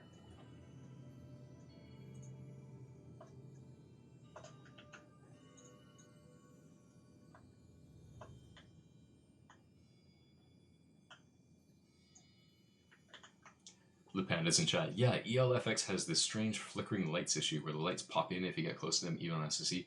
That's one of the things. There's some mods out there that I think were well intentioned, but ultimately don't perform all that great. And honestly, ELFX is one of those mods that I think is well intentioned, but I don't use it. I used to use it because I like the idea of, you know, increasing and improving the lighting. But one thing that ELFX didn't do was test the scenes. I think it was such a large mod. You know, the whole idea for it is that they went through like every area in Skyrim and improved the lighting. They changed the lighting. They didn't necessarily always improve it because, you know, it's good for screen archery, like that idea where you might play the game specifically to find really cool areas to kind of take a screenshot. And from that perspective, you can get some really good results for your screenshots. But I think ELFX, I don't use it myself. It's not part of any of my loadouts anymore. It used to be, but it just is not anymore. I appreciate their intention. It's just that I had too many bugs with that kind of flickering issue. And the reason why that happens too, I actually know why that happens, is it has to do with two things. So lighting in Skyrim has two limits. If you have a non-shadow light, every piece, if I select this piece, for instance, this little bit of a pillar, every light can have, I think, up to 4 lights that are cast on it. So what's happening with ELFX, why it causes that issue, is because you have areas in your game. It might be the corner of a room that 3D model has more than 4 different lights hitting it. And so depending on the strength of that light, you might have a bunch of lights that are actually really weak lights, and you have one light that's really a strong light. And if there's 5 of them, that flicker can happen because the engine tries to decide which of those 5 lights is going to fit into the 4 that is the capacity for the lighting engine. So it has to do with too many lights being in a scene. The other one is shadow lighting. So shadow lights, your renderer, I think, supports in total, I think, 4 shadow lights going on at once. And it's depending on where your frame of view is. So if you have more than, I think, 4 shadow lights going on at once, you will, if you have more than 4, it'll cut down the 5th one. The Pandas in chat is saying, I use ELE, which is another lighting mod. It's more lightweight and it's less buggy and it looks fine. So that's a good recommendation. So if you're looking for a lighting mod, check out ELE.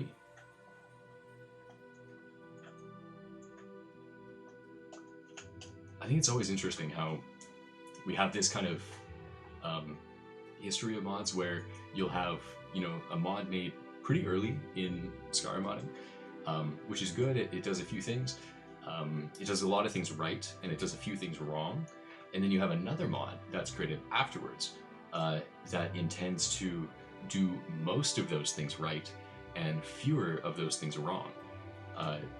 So I think it's really interesting because you can even have like literally 2 mods that both propose to change the lighting of the game, and you can pick. You might prefer one over the other.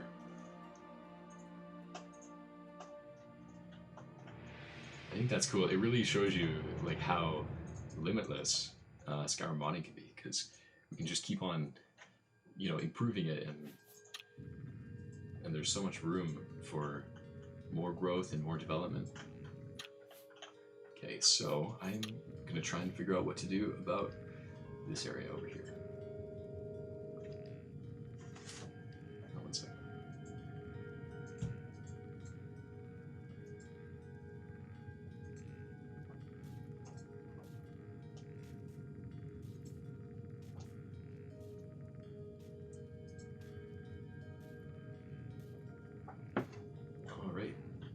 So yeah, so I'm gonna build a little room over here, and I'm gonna try and make a exit so that I can go into the next room there.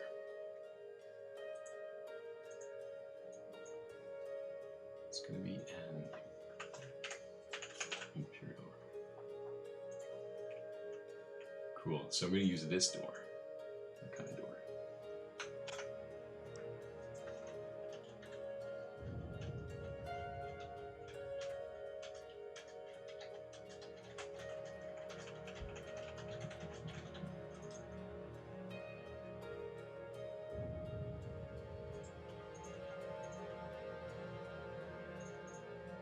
Awesome. So that's what that little door is going to look like.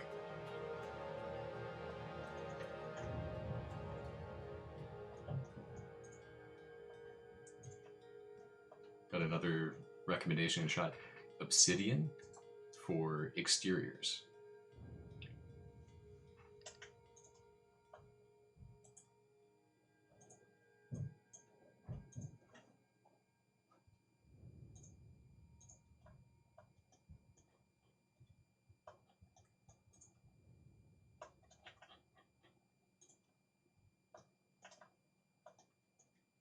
The pandas in chat.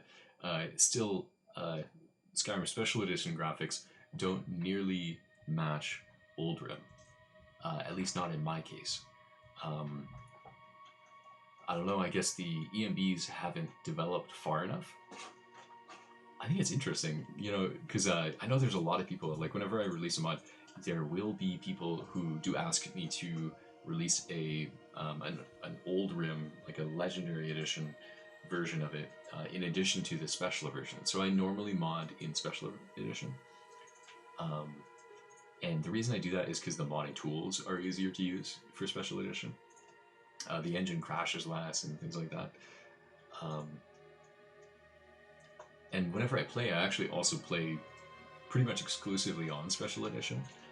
I think I've almost kind of, you know, in terms of graphics, funnily enough, I don't even use an ENB. I actually use a different system, a different software called Reshade, and I prefer Reshade. I'm not necessarily somebody who's in pursuit of perfection in terms of graphics.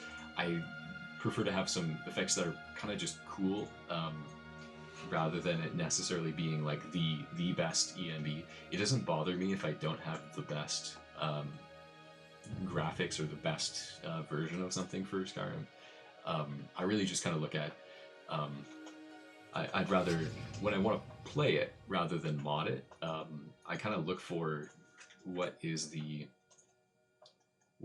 best, what's the best way I can get to the enjoyment, as opposed to what is the best way I can maximize my enjoyment, kind of thing.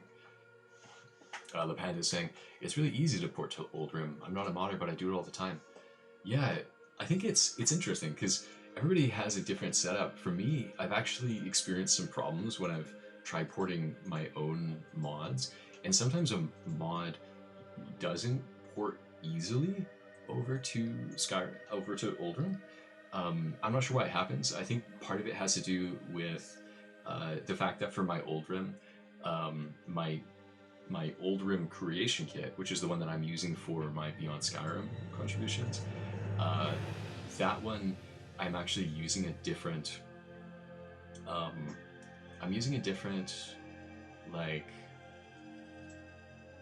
setup for it, because we have to do some specific things for Beyond Skyrim, and part of that is we actually use a Skyrim.esm file that has been a lot of stuff has been removed from it, and the purpose of that is the creation kit has a limit in terms of how large of a file you can work on.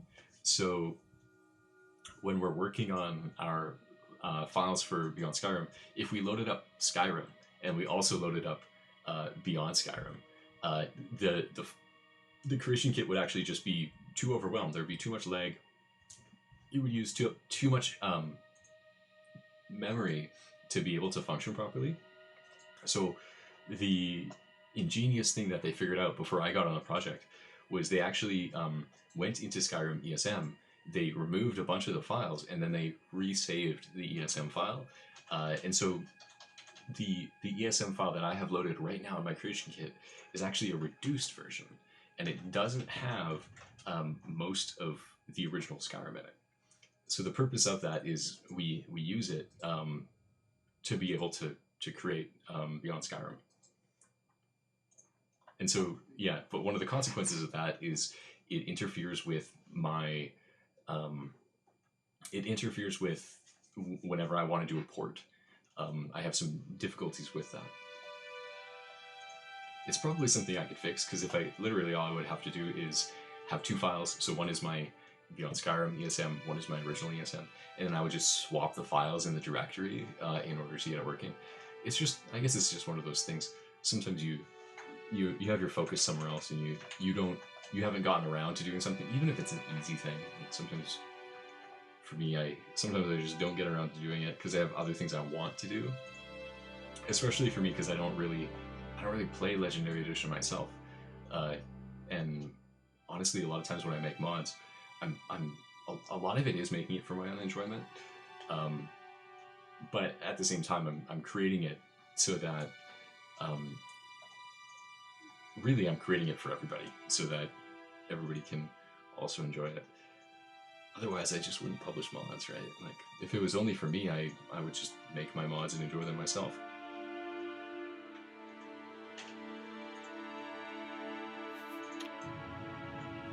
Okay, so this door kind of goes into a little hall, and then opens up into another room.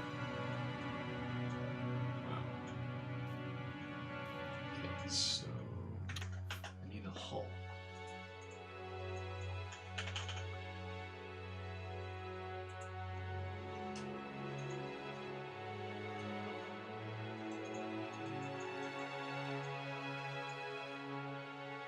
In chat, Elscrux is saying, actually the stripped ESM is optional right now. You should use SSE creation kit fixes. It fixes the ref handle limit and some other useful things such as reduced crashes and more. I'll have to look into that.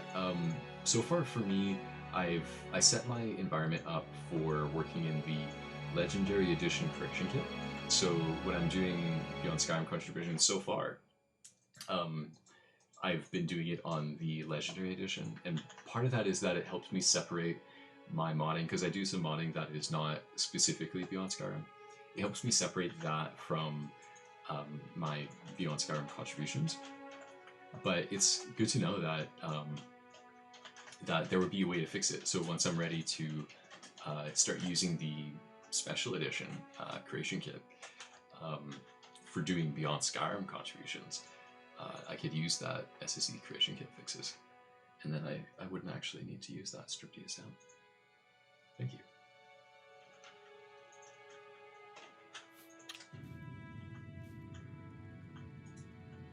Okay, so I've got to figure out how I'm going to do this piece specifically, because it kind of goes through a little hall, and then it's supposed to enter kind of at the middle, but then it goes down.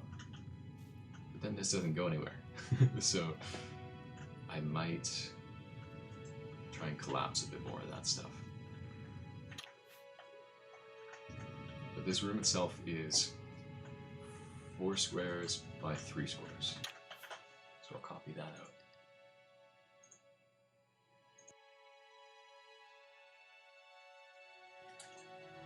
All right.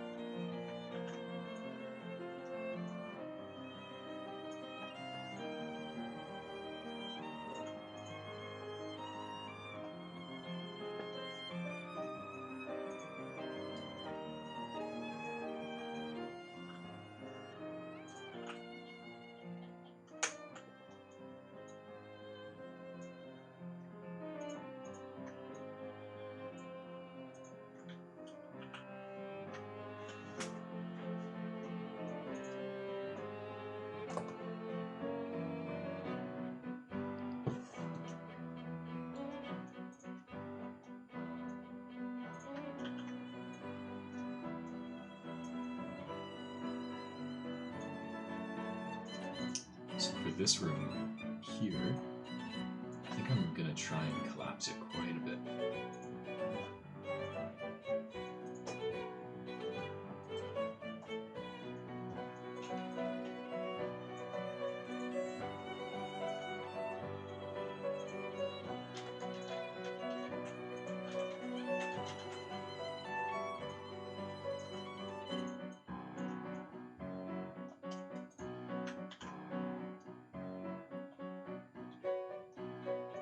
The pandas. No, I haven't, and I think it's unfortunate, right? If things like that happen, especially because I mean, I think it's so difficult because whenever there ends up being like anything like that, I think it's important to kind of focus on the issue rather than the specific people involved, because I think it's always a larger issue, and yeah, I think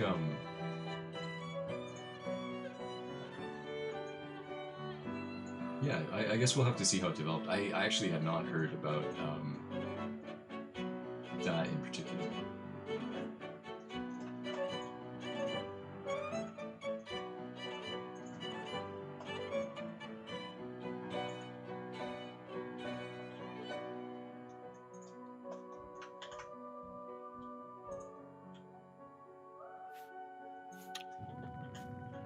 Okay, so I have this room, and I'm gonna put some pillars into it. So I have one in each of those corners. I'm gonna put another one kind of in the middle there, right at this spot.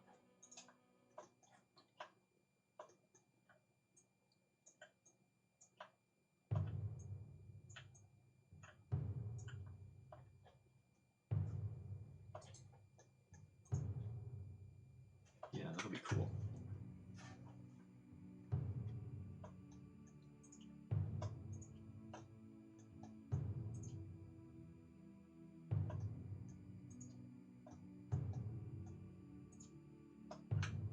I think it's incredible. So yeah,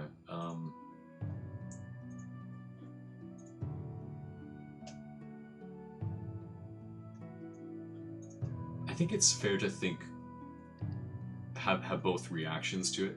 I think that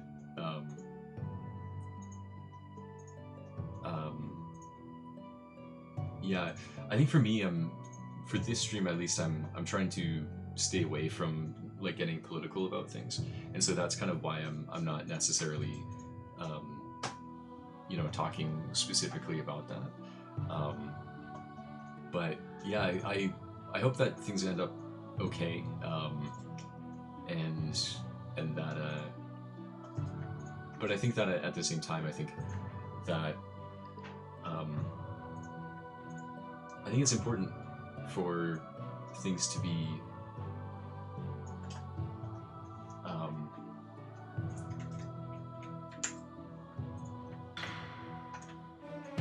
verified. I think that's the biggest thing, is that and at the same time, I think as well, we can't make every issue political necessarily. Like, I think that sometimes there are certain things that are really between the people involved. But I think that at the same time, when people are also like famous, or they're kind of regarded really positively, it makes it even more difficult. So yeah, I think at the same time, the yeah, one thing I love about this soundtrack that I'm playing is that it shows the amount of people who have been influenced by the Elder Scrolls music, and I think there will always be more musicians. There will always be more people who can create fantastic music.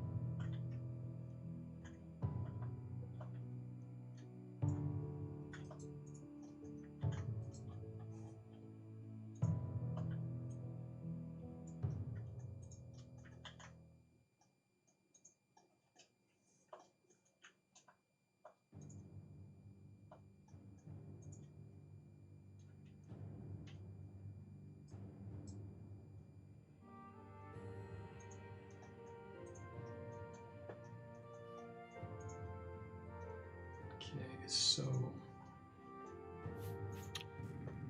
all right, so I don't have this little staircase here in my kit, and so what I think I'm going to do instead is I'm going to really collapse this room. I'm going to put a lot of rubble in it. This room itself, I think it's kind of an exit cave, right? No, it's not. What is this cave? There's skeletons up there. I don't think there was a levitation in Oblivion. Was there a levitation in Oblivion? Or was that just Morrowind? Because there's like a little area up there that you can get into with some skeletons in it. Is there a way to climb up there? No. Weird. I wonder what they were doing with that part. Yeah, there's no... Chat's telling me there's no levitation in Oblivion, so I'm wondering, because this is a really interesting room. There's even some chests in here, but there's no way to get up here. I mean, unless you maybe... Oh, you know what? Hey, let's try to jump up there. I'm gonna see if I can do that. That's probably it. Yeah, so people are saying you can probably get in there with...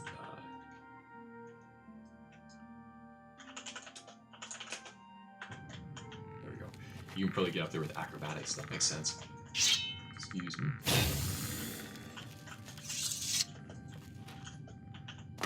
Yeah, so you could probably jump up here with acrobatics. Yeah, for sure. Oh, that's how you get in. Okay. That's cool. I like that. I think I'm going to try and copy that and make that a thing in my version 2. I just got to think about how to do that. Okay, so I'm going to create a bunch of rubble in this room. So we'll start with that.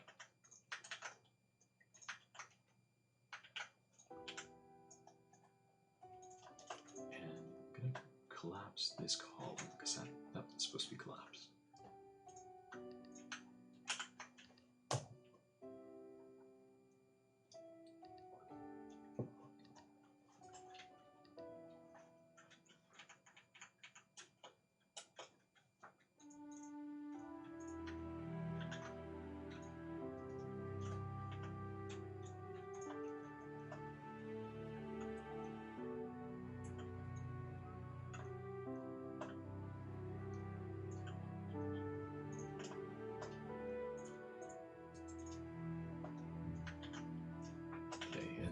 This one, I'm going to swap for being a door there. The panda is asking, acrobatics doesn't exist in Beyond Skyrim, does it? No, it doesn't. Beyond Skyrim is purely like level design and quests and followers and stuff. So we're not adding any new skills or anything like that. So I'll have to make it so that you can... I'm probably almost going to make it so that you can just walk up there. Maybe it might be like a little bit of a jump, but you won't need to... Yeah, you won't need to use any... There's no potions or anything that'll give you the ability to hop up there. I'm going to copy the bit here and paste that over there.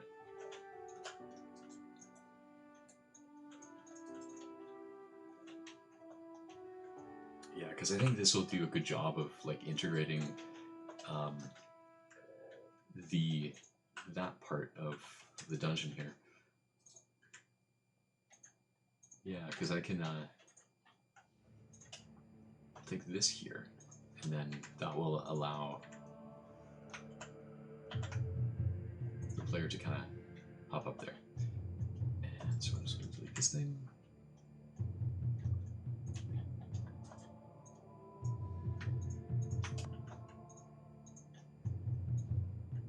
Place that right in there. Oh no. Whenever you misclick, yeah, when you have a big selection going on, you have to undo and restart. Okay. There we go. So yeah, I think that'll be just about it. I'm gonna change that up. So there's kind of a little thing you can hop up to. Maybe it'll be just like that.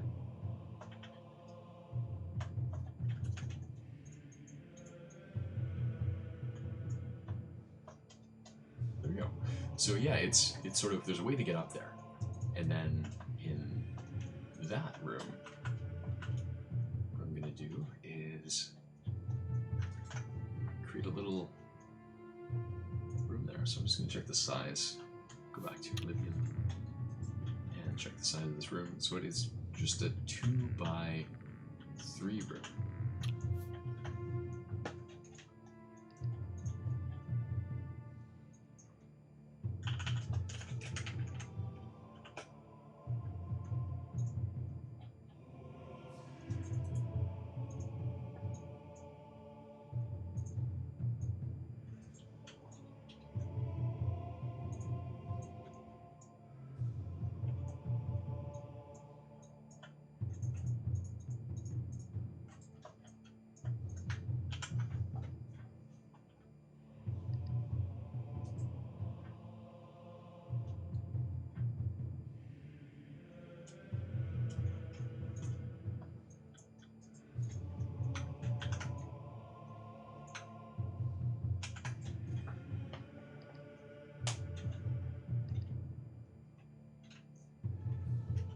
I think that'll be good, because then it's just kind of a hop, skip, and a jump, and you can get up to the top there. I just have to find the right way to mesh this in. I think the best way to do that would be getting rid of this one. Yeah, maybe. Maybe not. So I'm trying to use this thing I created a little bit earlier. Yeah, okay, so I'm gonna try and do this. I hope I don't regret moving backwards a little bit here. But what I'm gonna do is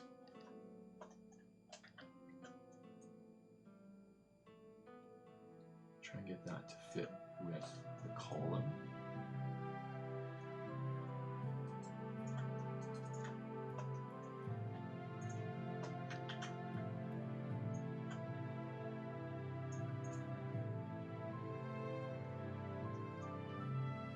That's pretty good. And then this part here, I need to turn into a door. So move that there. It's hard to see the stuff, but I can trust. I know it's there. Swap it for the door. So room, door, 4. That should be the right one. And let's see, what does that look like? That works pretty well. Yeah, it actually kind of meshes right in on that side. And then over on that side, it's not quite as good. So the issue here is just that this... Oh, okay, I can get rid of this thing. Can I? No, I can't. I can move it.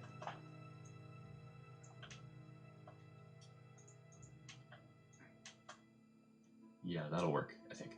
And... yeah, okay. So then I want to have some corners. So room corner.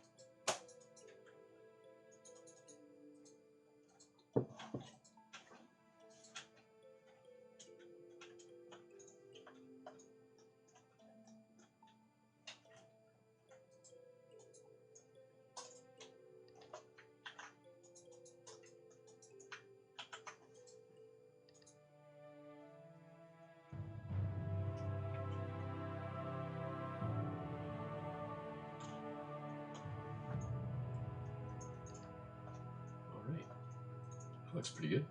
And then I'm gonna see if I need to keep this thing at all. I might. I kind of do actually. I think. Yeah, I'll keep that there. Or should I remove it? Maybe I'll try and remove it and place some blocks, because there's a couple. The difficulty with this little part here is I have kind of a custom thing that I created for going between. Originally, it was between the cave and the. Oh, one sec, I have to actually bring that back because I think it was more important than I thought. Yeah, I'll have to keep that there. And which part of it do I need to fix? It was over here. So over here, let me bring a light over here.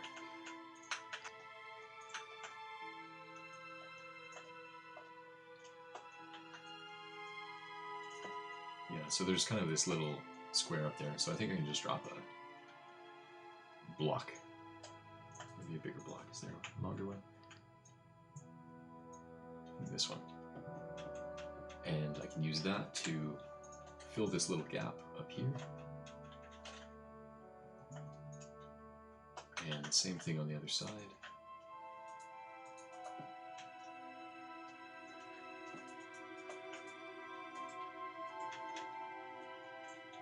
Just like that. Yeah, that's pretty good.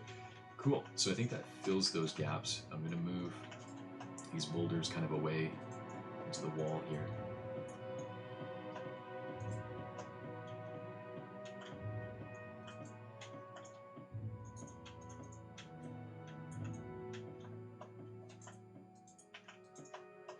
All right, and then here's some rubble. I'm going to move this rubble off into the corner over here, and that one over here.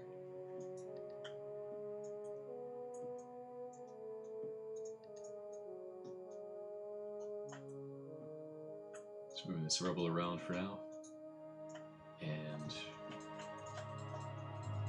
then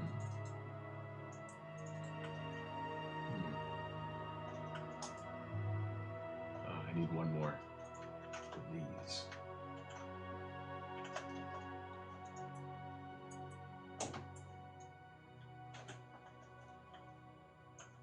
I think like that. I think that's fairly good. Should be good enough for what it needs to be.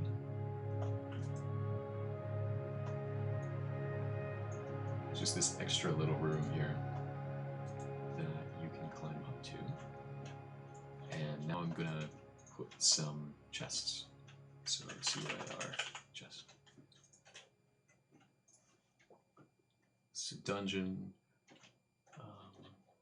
So it's a treasure. Ruins chest. I think that's what I want to put. Oh wait, that's a Nordic rune chest. I could do bandit chest. Explorer chest. There's goblin chests. Ruins chests.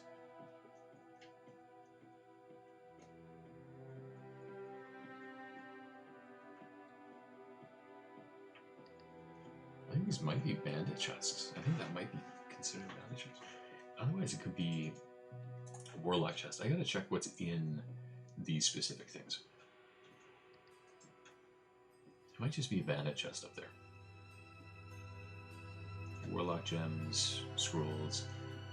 Those are interesting things. Maybe I will give I'll give a warlock chest up there, because that kind of stuff is pretty fun. I think to put it at here would be pretty cool, because if you do climb up there, you might find a scroll or something in there. And then I'm also going to set up some more rubble. So get some more Imperial rubble.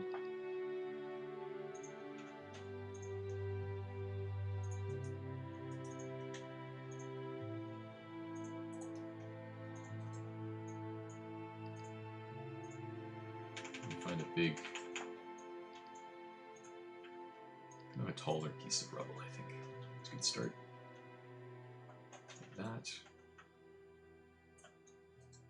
Turn it a bit. Bring it forward a bit, I think. Yeah, just like that.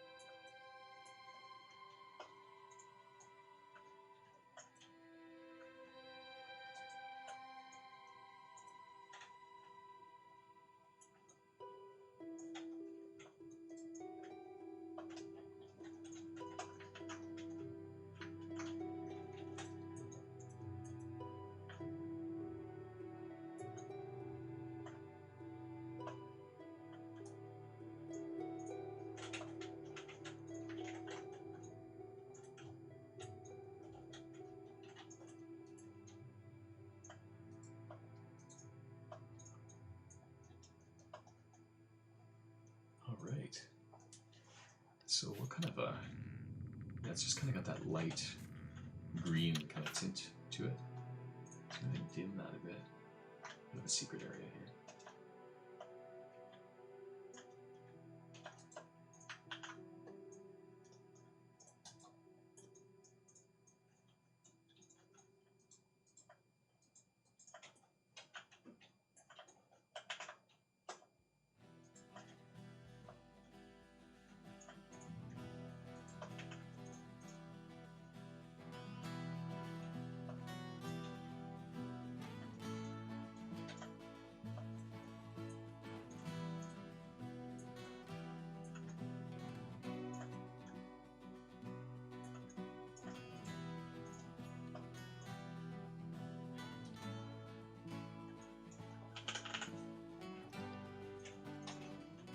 Just to finish that off, kind of a floor chunk.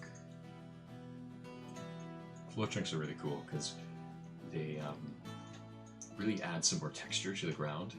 A lot of the ground is kind of normal, but then when you add these floor chunks to it, it adds some different bumps to it. Okay, so that's pretty good. So that's the that's that little secret area there. So that's finished. And down here, so I have a little bit of work to do here.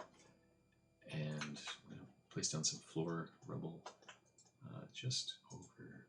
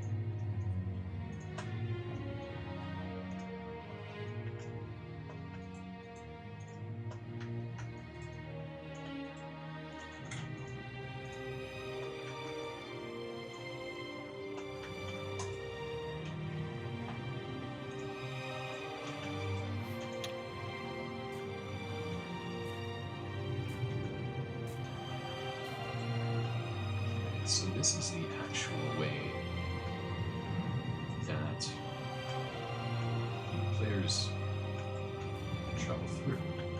This is really interesting. So if I move out of here, you can kind of see how this works. Is there's like a tunnel. There's actually two tunnels, and I think they go both to the same area. One of them is kind of through a cave area. The other one is through not a cave. But they do both end up at the same spot. Oh, except this one is actually kind of filled with dirt. That's interesting.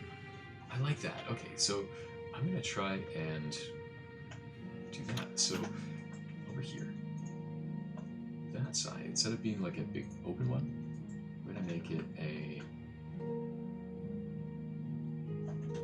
door. Just like that one. So that's door one. This one's gonna be a wall one, I think.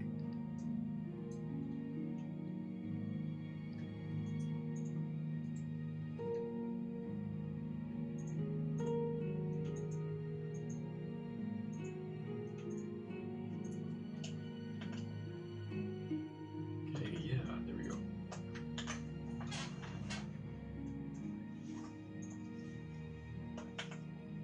But instead of putting anything there, I'm actually just gonna that's gonna be completely rubble.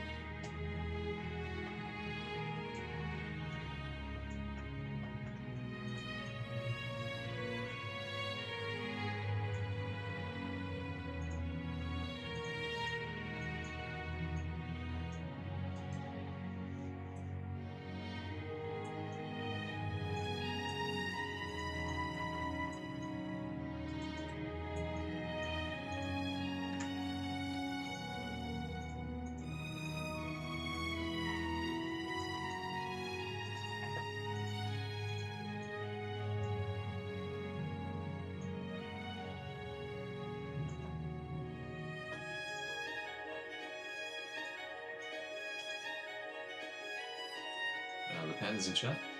Alright, I'm heading off. See you guys. Have a good one. Thanks for sticking around and thanks for chatting and everything. It was nice to get to chat with you.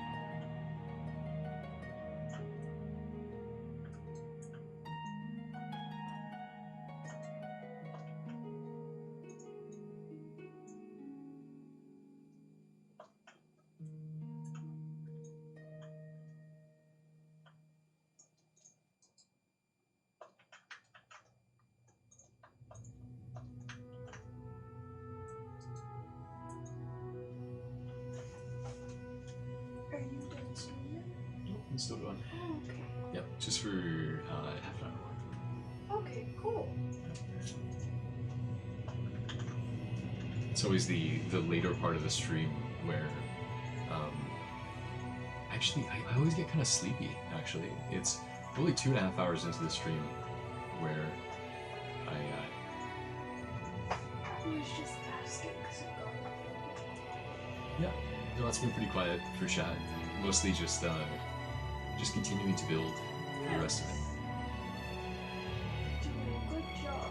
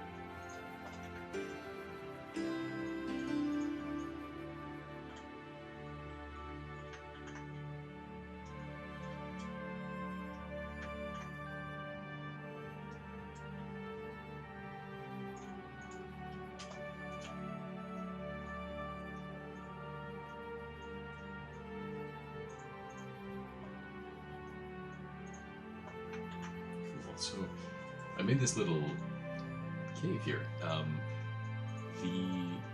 think this is really cool. So somebody earlier mentioned about that idea of adding some more water into this area, because it's sort of it's under Vanua's underwater for one, and it's also been so many years since it has collapsed and since we saw the original version. So I think that's a really interesting idea. What I did here was there's a cave, kind of like a passage through this this tunnel here, and I thought it was kind of cool. In Oblivion, it just kind of sunk down and then came back up, but it didn't have any water in it. So I've added some water there. I think that'll be interesting.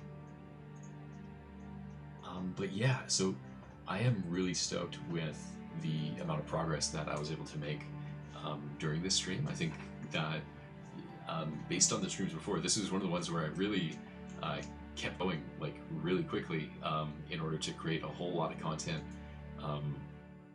quick. So very happy with that amount of progress. And yeah, I mean, especially looking back, because I think this section here took me a whole stream to do these two rooms. And then now I was able to do this gigantic room, this smaller room, and this tunnel all in one 3-hour period. So very stoked about that. Yeah, but I think I'm going to wrap the stream up now. Thank you for coming by, to everybody who's come by. Thank you for watching, for those of you who will be watching on YouTube as well. I really appreciate that you guys are interested in this stuff. I think it was an entertaining stream this time. I think there was a lot of interaction between chat and stuff, and that makes it a lot of fun for me, because then I'm able to do a lot of chatting and talking about different things with you guys. So yeah, I hope you guys have a good week. I'm going to be doing this stream again next week on, I think I'll do it on Wednesday. Wednesday is a good day. I could just, say that I'll do it on Wednesday. And yeah, so thanks again, and have a good one.